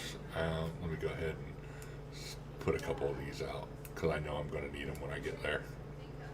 But I tried to build everything on the run, get everything working, and kind of move forward with these mechs. We had modelers. We had a guy in the UK. We had a guy in Australia. we had a great team. Just even a guy that he became our story writer guy. Like he had a whole background. We created, I want to say, like 26 factions at first, and we narrowed that down to 4 because it was so damn difficult. There were 4 main factions at the end. Let me see if I can remember them. The Sanka, the biotech guys, the tech weenies like Tech Corporation, and Lumens were like Russians, and or Lucron, that's what it was, Lucron. Those were my guys. I developed the political background, the elder background,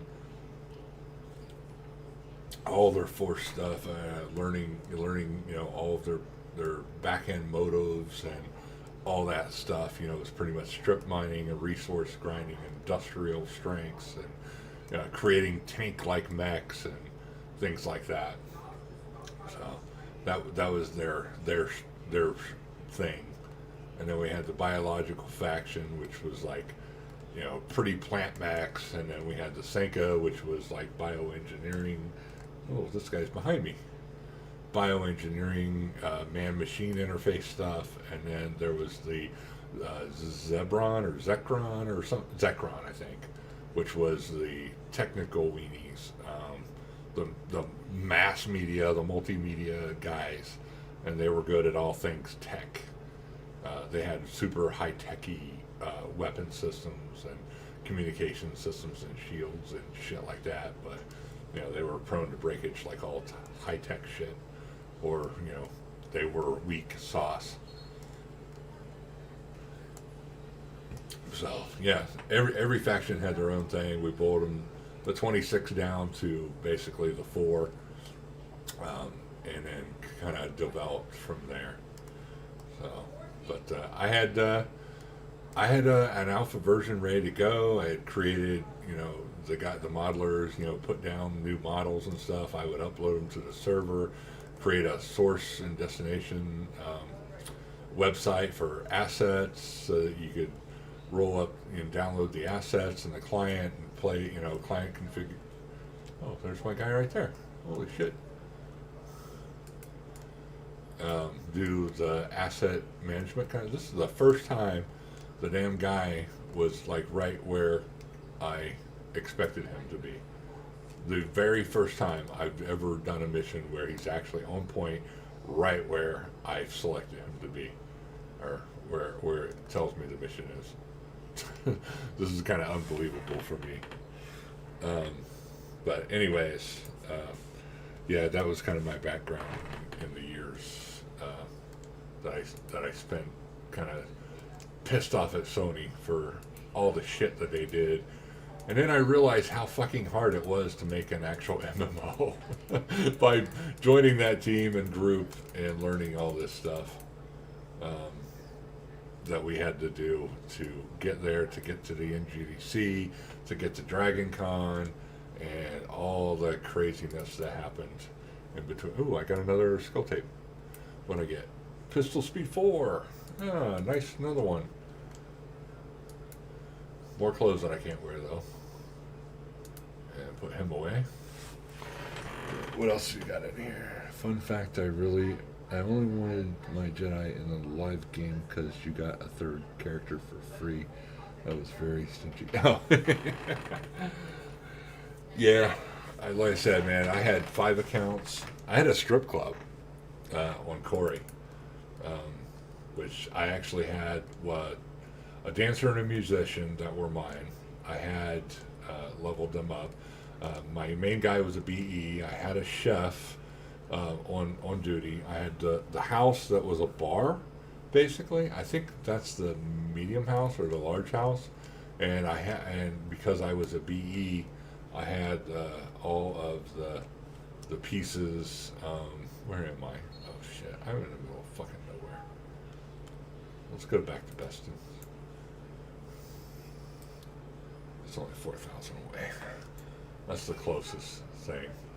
Anyways, I had a BE and I had a strip club, and a lot of people would just come and hang out at my strip club. It was actually behind Anchorhead. which I made it kind of the place to go, like Tashi. I called it Tosh, something. Oh, damn, what was the name of it? Tashi. It was based on Tashi Station's club, and going there and Luke's friends and hanging out and drinking and partying. And I had a smuggler guy that got arrested and thrown in Imperial prison in Dathomir. After trial, I did a lot of role play in that server. It was actually the French role play server officially, but we did a lot of role play on that server. And like I said, I had a strip club I ran. I wasn't the nicest of guys. You know, like most strip club owners, I was into drugs and women and partying and, you know, you name it, I was into it. running guns, running drugs, illegal operations. I was the smooth guy that, you know, was dressed snappy and, you know, did all the crooked shit possible on the server. And I actually had a friend that loaned me his speeder to go to town, and I ended up getting pulled over with a bunch of smuggled drugs in the back of the speeder by a group on Tatooine. And yeah, I think I was in Espa or Beston or something, and I ended up in Imperial prison in Isley for a temporary stay, and then I got broke out of there. And then because of my background, the Imperials were hunting me. I got bounty hunters on me. I ended up getting taken down and thrown in a prison at Dathomir. And yeah, that's kind of how it all went down. But it was great. I mean, like I said, I had a blast in Galaxies on Live, especially on Corey. It was such a popular band of people. A lot of them into role play and stuff.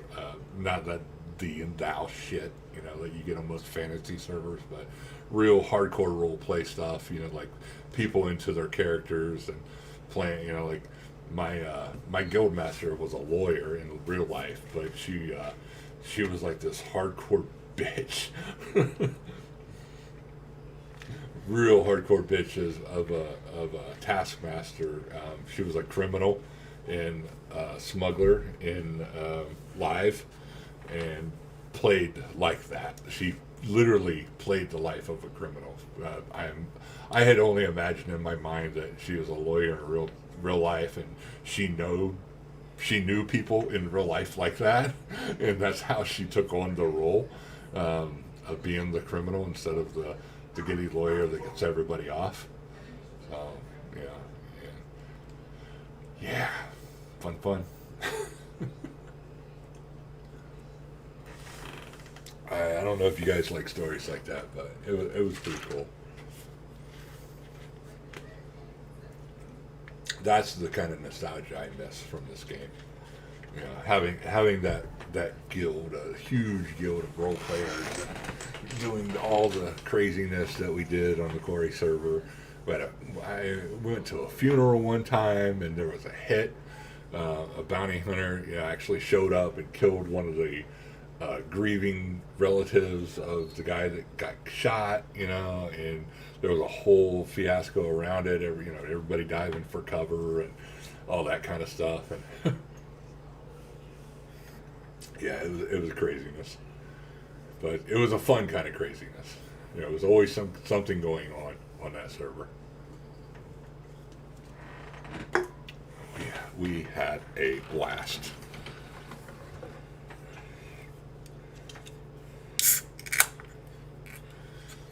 I've been talking a lot tonight.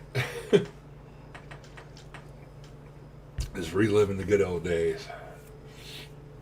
My son, he was one of the awesome weaponsmiths on Sunrunner, I think.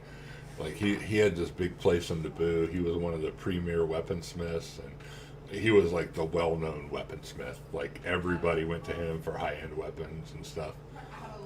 All the crate stuff and things like that. You know, that he was the high-end guy. I think his character was called the One or something like that. It was, yeah, it was kind of crazy. But yeah, I got him into it, and he's the same one that I started this game with back in July. We started on Basculus, and on 4th of July, over the holiday, I went over and dropped off a set of my discs, because I had, like, five pairs of discs, because I played forever on 5. But I had copies of the discs, and I went over there on the 4th of July during the barbecue and gave them to him, and then he started a few days later and finally jumped on with me and started leveling and doing things, and then he got tied down and busy with doing work shit, family shit. Like, he was always busy doing something, and I'm the one that has leveled up like 5 or 6 different characters, and even have max level guys already that he's doesn't have the time to do, basically. Oh shit, I took the wrong path. I went to Gorath instead. Oh well, we're almost there, and we can take another bounty mission.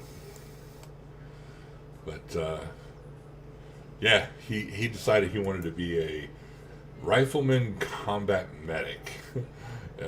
Doing mind damage on both and basically taking out creatures and doing stuff.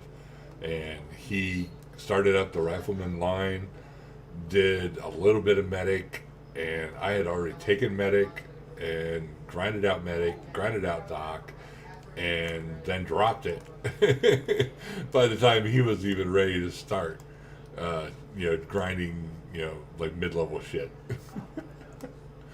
So I had a lot more time on my hands than he did. He's like I said, he was my age when I started the original Galaxies, and he just didn't have the time that I did. He had too much going on with family and the girl, my granddaughters, and school and work, and taking care of all his family obligations and stuff. So he hardly has any time to play, and he's pretty much not done anything on his character since then. I haven't even seen him in weeks, log on. I think he logged on one night just for the hell of it, and I was in the middle of a stream doing stuff. I'm like, hey dude, I can't help you right now, but I'll be on a little bit, just one of my stream finishes. He's like, oh, don't worry, I'm just doing some missions, and and around both sides, like he was doing like 5K missions around here, It's just it's like sad, but I totally out-leveled him, just with having more time and stuff to myself, and not having family obligations now to have to deal with.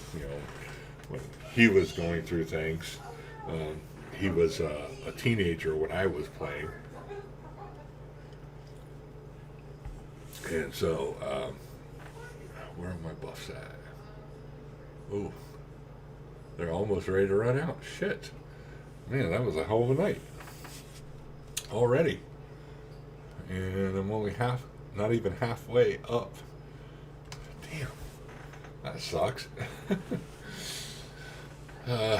Maybe I can go for a little while longer. Maybe try to do one more mission and call it a night for the bounty hunter, and go see what else is up, and kind of chill, maybe watch a little bit of Lucifer. I got some of those episodes to finish off, but I know I enjoy you guys coming in and hanging out. Done a lot of talking tonight. Nostalgia setting in from the live server and where I'm at today. I did see though that on Basculus they reset the server. It was I want to say it was like 78 or 79 days, and then they reset it a couple days ago.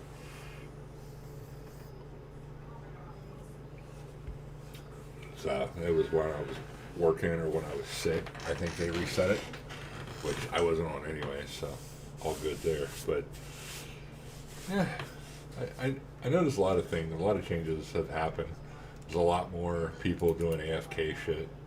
Everybody seems to AFK their, first marksman shit or medic shit or whatever, scout. They all AFK it around Mos Eisley. nowadays to level up their characters. But I didn't do any of that. I went out and leveled and took missions and did things. I don't know if I like doing things the hard way, or just I like to be interactive in what I'm doing and actually be engaged. I do have a shitload of macros for when I do things. Like harvesting meat, surveying macros. Like my guy right now is doing a survey macro over here. Just because I needed a shitload of these berries and things on my chef just to have the products. But it's stuff like that I have them do along with my leveling stuff, like doing trapping, or when I was doing music or dance buffs, or when I'm mass sent, when I'm out running around and I don't want to keep hitting that button. I've got stuff set up for macros, but they're mostly all interactive. Even my crafting macros, chef macro, armor macro, tailor macro, all of these are all interactive. Like all I got to do is click the ingredients to level. But even sampling DNA, this is kind of interactive as well. It's doing mass sent and sampling DNA, pausing, doing things, clicking the button to schedule the next creature, things like that. But it's all still interactive because if I aggro something, I gotta jump on and fight it, make sure it's dead before I move on to the next thing in the macro. So there's always something going on, but I make it easier on myself, but I don't do it unattended, if you know what I mean. I think the only thing I did unattended was the dancing and musician, because they're so fucking boring. There's times when you can go in and you can like talk to people and group and Mos Eisley and the cantina scene and all that, but even that's few and far between when you get right down to it. The people there aren't actually there most of the time. Like Sakura and Carissa was actually one of the ones that I tip all the time, because she trained me half of entertainer and musician and dancer on the way up, and that's why I like to tip her and be interactive with her. Because she was involved in my training, helping my character and giving me some of that action boosting stuff, and helping me with some of the earlier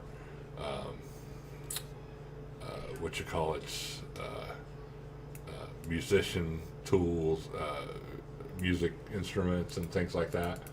So I mean, she did some interaction stuff, and she did a lot of interaction for me. But the time I'm on, she's working, and she's only there for a short time, and then she goes to work, and then I'm working, and then she comes home, and so not a whole lot of interaction with people. But I had decent tips and interactions with folk that were there, especially like guys that are coming in and wanting their buffs and stuff like that. And like interacting with them. They're like, "Oh, you're actually here at the keyboard." And like I always got good tips and stuff like that because I was always present for people. Shit. Now I gotta wait a shit long time to figure out where I gotta go. But there was always something going on, and those are the two that I really only idle macroed. Everything else has been kind of interactive macroing,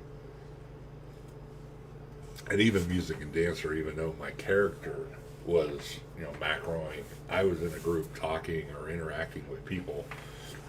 As the macroing was just for the moves or leveling and doing things while I was talking and role playing and doing things.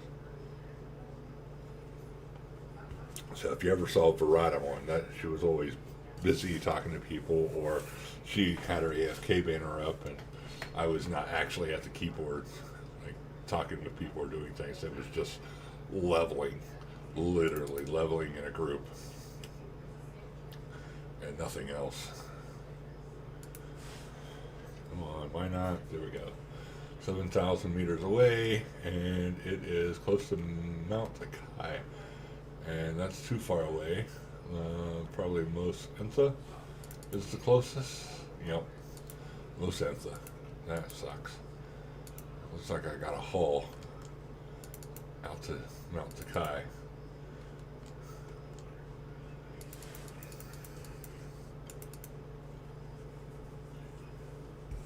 And it's going to be a while. So, there we go. That was my my trip down memory lane. What about you guys? Are you enjoying your time out here? I know I've been playing a few times with you, Corbin, learning creature handler stuff, learning Dathomir, learning bounty hunter again. I appreciate all the training and help that you gave me, especially with me live streaming all that shit live, try to figure stuff out. Again, it's been like 13 years since I've leveled or done any of this stuff, so like just trying to remember half the shit I've forgotten it's been a struggle sometimes.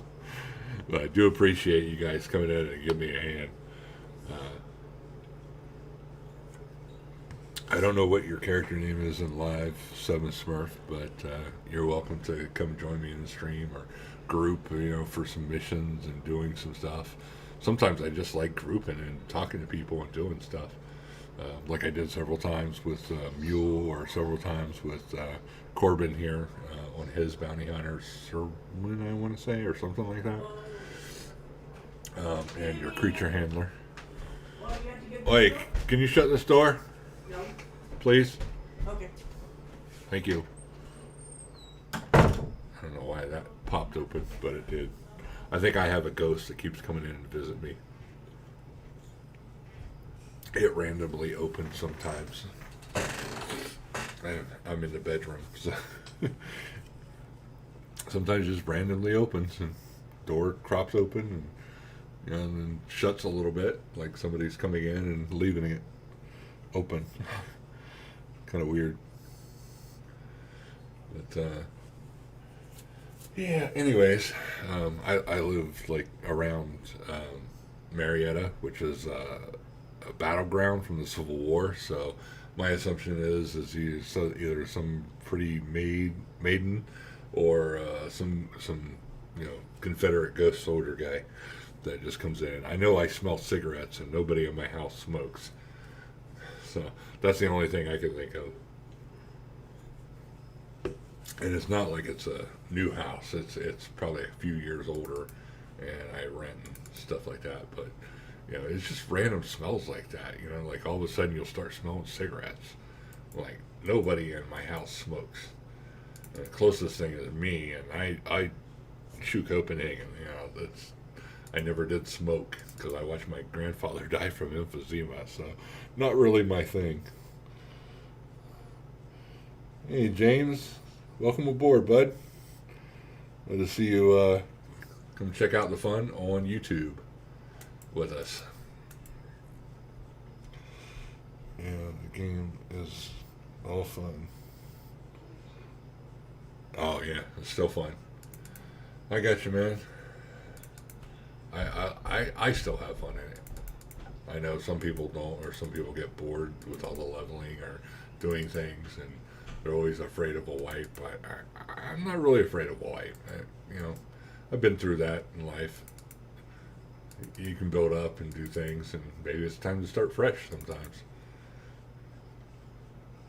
There we go. Come on. But where are you from, James? Coming and checking things out and hanging out with us for a Friday night. I'm kind of an older gamer. I originally played this from 2005, or 2003, sorry, this day 2, until 2008. And when we got NGE'd, I pretty much had given up on it by that time. I was in a guild of 400 on the Corey server, and played all the way up and through kind of the NGE once we really got into that piece. I had tried a Jedi in NGD. I leveled all the way through the village. I had an NGE Jedi for a while, and it just wasn't my thing anymore. I really started the game as, you can be whatever you want to be. I wanted to be Uncle Owen, the mushroom farmer. I didn't join to be a Jedi. I wanted all of these professions. Not the crappy 8 that the Sony left us with. So, yeah. I don't really want to go into that again, but because I'll get on my own diatribe. But it ended up me meeting interesting people, joining a dev company, designing an MMO, becoming the lead designer and programmer on an MMO of my own called War Dogs. Yeah, it was a mech MMO. It was pretty cool. Not exactly my type of game, but I give it a shot. Tried the middleware out. We were, pretty decent at it. Had an alpha ready to go. I delivered, for NGDC. We had guys on site, and I was at home with the servers and doing things, and we showed off at NGDC. I showed off at Dragon Con. I brought the guys into town, and the other developers and the CEO, and we all kind of partied at Dragon Con and did things. Our CEO wore his bounty hunter Boba Fett outfit in town in Dragon Con, because Dragon Con's a fan thing. Colorado, huh? Ah, nice. He was from California, from San Diego. He was a Navy guy at one time. We had one guy, I want to say from. Oh no, we had Jesse. Jesse was a photographer from California, or Colorado. That was one of our founders. He was one that was behind the game and setting things up as well.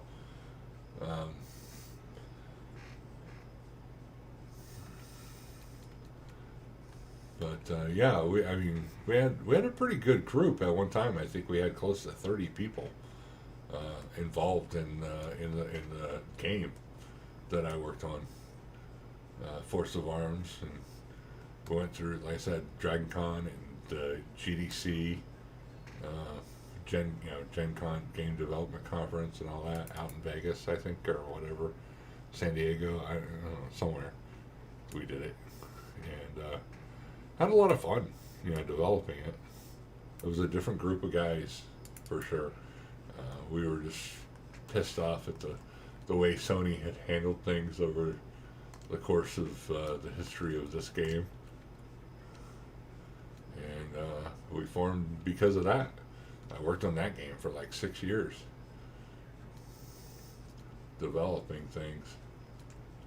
Zuckerbor's, and it must be over 1,000 kilometers away. But I can see he's kind of headed towards Mostakai, so I can start heading that way.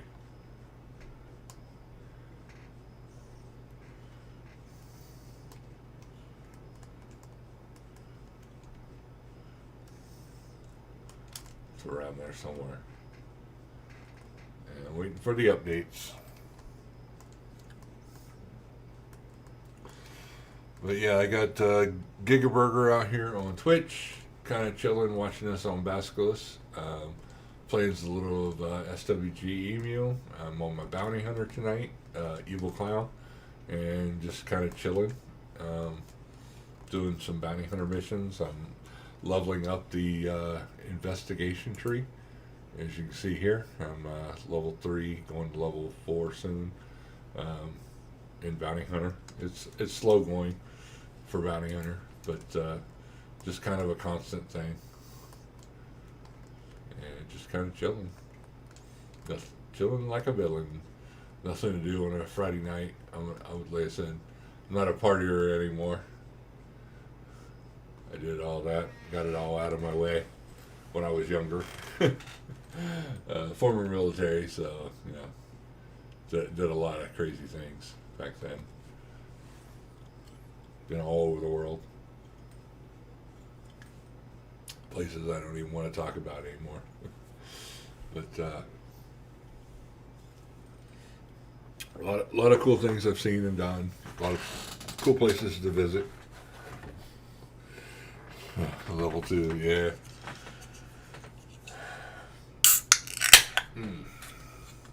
Just sitting here drinking some of my natty ice tonight that I picked up at the gas station. It's 11:30. I'm pretty much on, I think, my last mission because I've already lost my entertainer bus for the first hour and a half or 2 hours, whatever it was, when I got about an hour left. So I think I'm pretty much closing down here at the end, wrapping around the last bounty. So trying to finish this off before I log for the night. And you guys get to see a little bit more of my bounty hunter guy. I think I might be back on Pascha on Sunday to do something. I got to get him back on Dantooine because I got one of the what do you call it?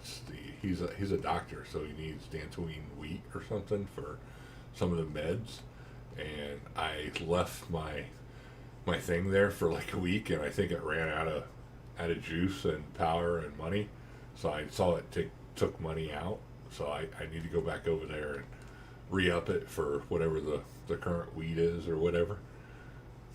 So I need to log back onto him sometime. I also got to mow my yard tomorrow.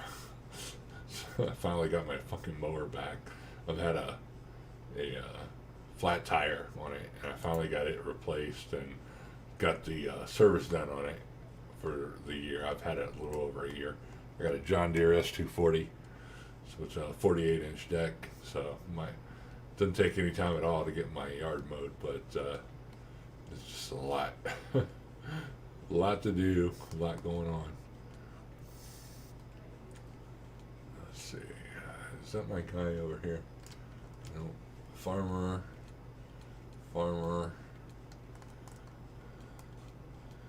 Who's this guy?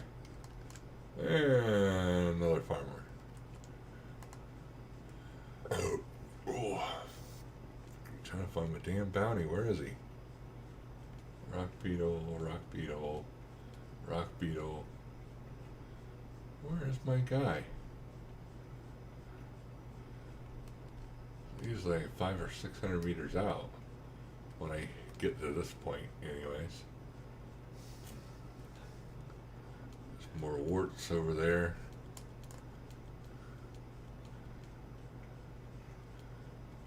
So this is a Credo. Is that my guy? That's my guy. There he is. See, I expected him to be closer like he was the last time, and this time he's, another 500, 600 meters away again, wearing his Tuscan Raider outfit.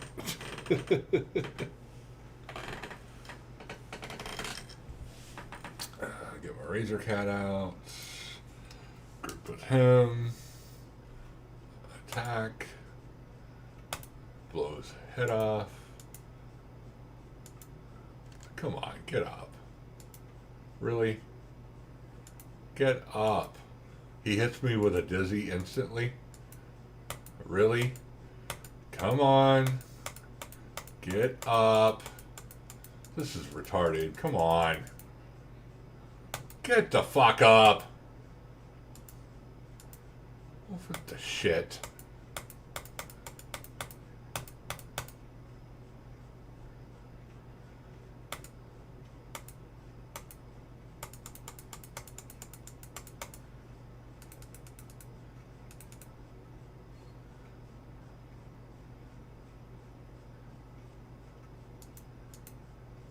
There we go. God damn, that's fucking irritating. What'd I get? Expired travel ticket. Ooh, what I always wanted. Alright. so another decent mission. Where am I? Oh, geez, I'm almost 600,000. Nice.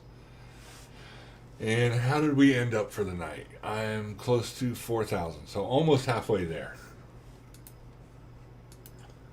And I think that's going to be the last mission for me, guys. 2, 4, 6, yeah. 6 beers in, and a few more to go. And I think, what is it, 11:30?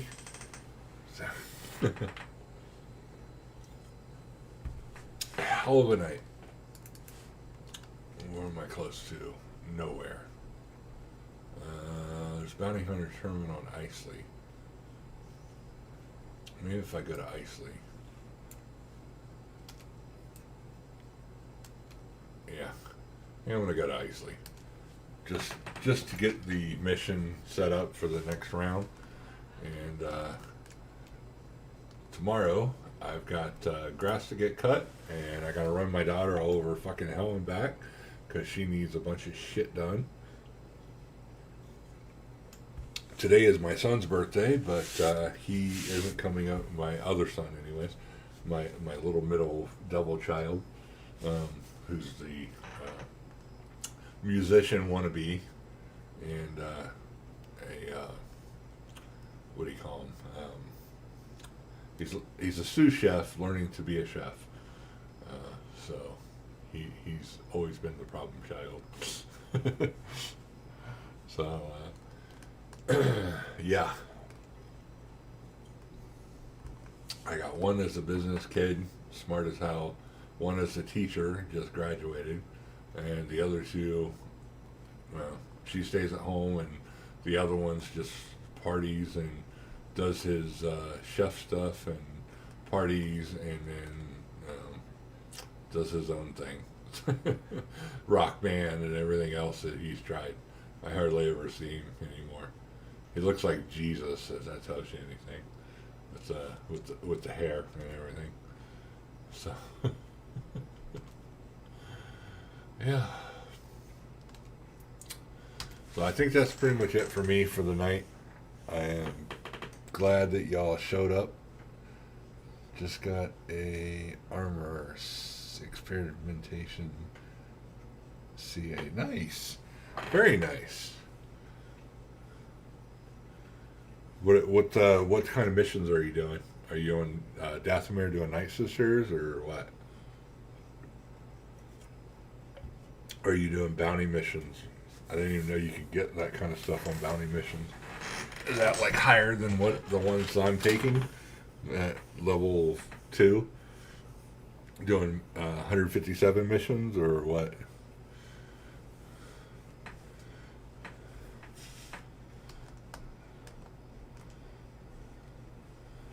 That guy didn't even aggro me. Look at that.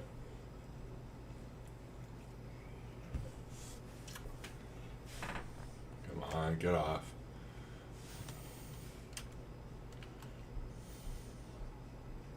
Almost there.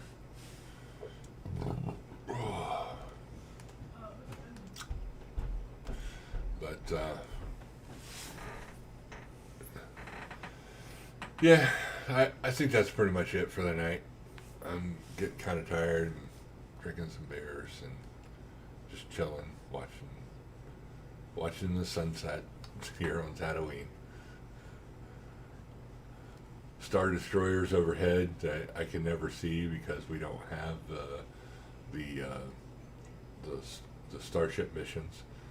I wonder if the devs need help to implement some shit, because I was so fed up with Sony that I started deving and doing stuff on my own. I wonder if I could help do things like code.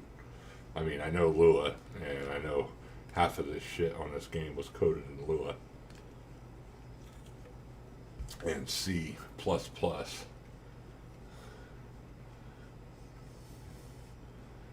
I know, I worked enough of it. learning the code in the background from this game. I wonder if they need help doing stuff to implement new features, or at least do damn quests or something. Like, the quests in this game fucking sucked. They always did. Even when I was live, they sucked back then too. And I gave somebody all kinds of damn feedback on those. Like, why don't you make a fucking quest that's actually like a quest instead of this open-ended bullshit that I go out and some random thing spawns and, you know, I gotta either escort mission back or, you know, kill the guy and get something, or, you know, like, make it interactive, you know, do something, like, and your mission payouts are ass. It was like, even getting, like, I took some quests for, one of the criminals over here in Isley by the thing on my smuggler guy. I got the Black Sun medallion, and there's a piece in the quest that, you know, you're supposed to go out and get the Black Sun medallion, but yet you can't actually get it from the quest because it's fucking broken. You know, stuff like that. It's like, finish the damn quest, make it doable. And this is the criminal right here, this guy. If you take a mission from him for the Black Sun medallion, you can't actually complete that quest. Ward manager patrols lost that side of town, blah blah blah. Yeah, getting it back from me, whatever. That's one of the dumb ones. But he sets you on a series of quests and stuff that you can do. I did it on my smuggler. I got a Jedi medallion on one of them. I got a couple Black Sun medallions. I got some broken holocron things and various things like that. It's like, you know, the ones for the Black Sun medallion are broke, but you can do another one for him where he actually says, hey, you know, go and get this Black Sun medallion from a guy that I know. And then once you get the mission, you just, you know, default, you know, end the mission, you got the Black Sun medallion. And then you can do the other mission, which I did, where you need the Black Sun medallion, you just take it, drop it off at the guy, and you complete the mission. Because you already have it in your backpack, so. Anyways, I think that's going to be it for me for the night. Like I said, I'm pretty much out on my buffs here. I got an hour on these, and my other ones aren't that great. But I could probably do one more, but it's getting close to time anyways for the stream. Let's see. It was Bounty Hunter. Yeah, go. That's a crystal locked in container on the same guy. Nice. 352 one. Oh shit, you're like double me. Mission wise, anyways. Best ones I can get are 157 missions. So, but I think that's it for me, guys. I'm gonna call it a night. Thanks for coming in to SWG, joining me for the night. Seven Smurf. Appreciate the input you had tonight, James. Thrash, welcome aboard. I'm glad you come in to hang out with us from Colorado. And Gigaburger over on Twitch, all by yourself. I appreciate you tuning in and checking out the stream and hanging out with me. And Corbin, as always, I appreciate you jumping in the stream and hanging out with me, man, tonight.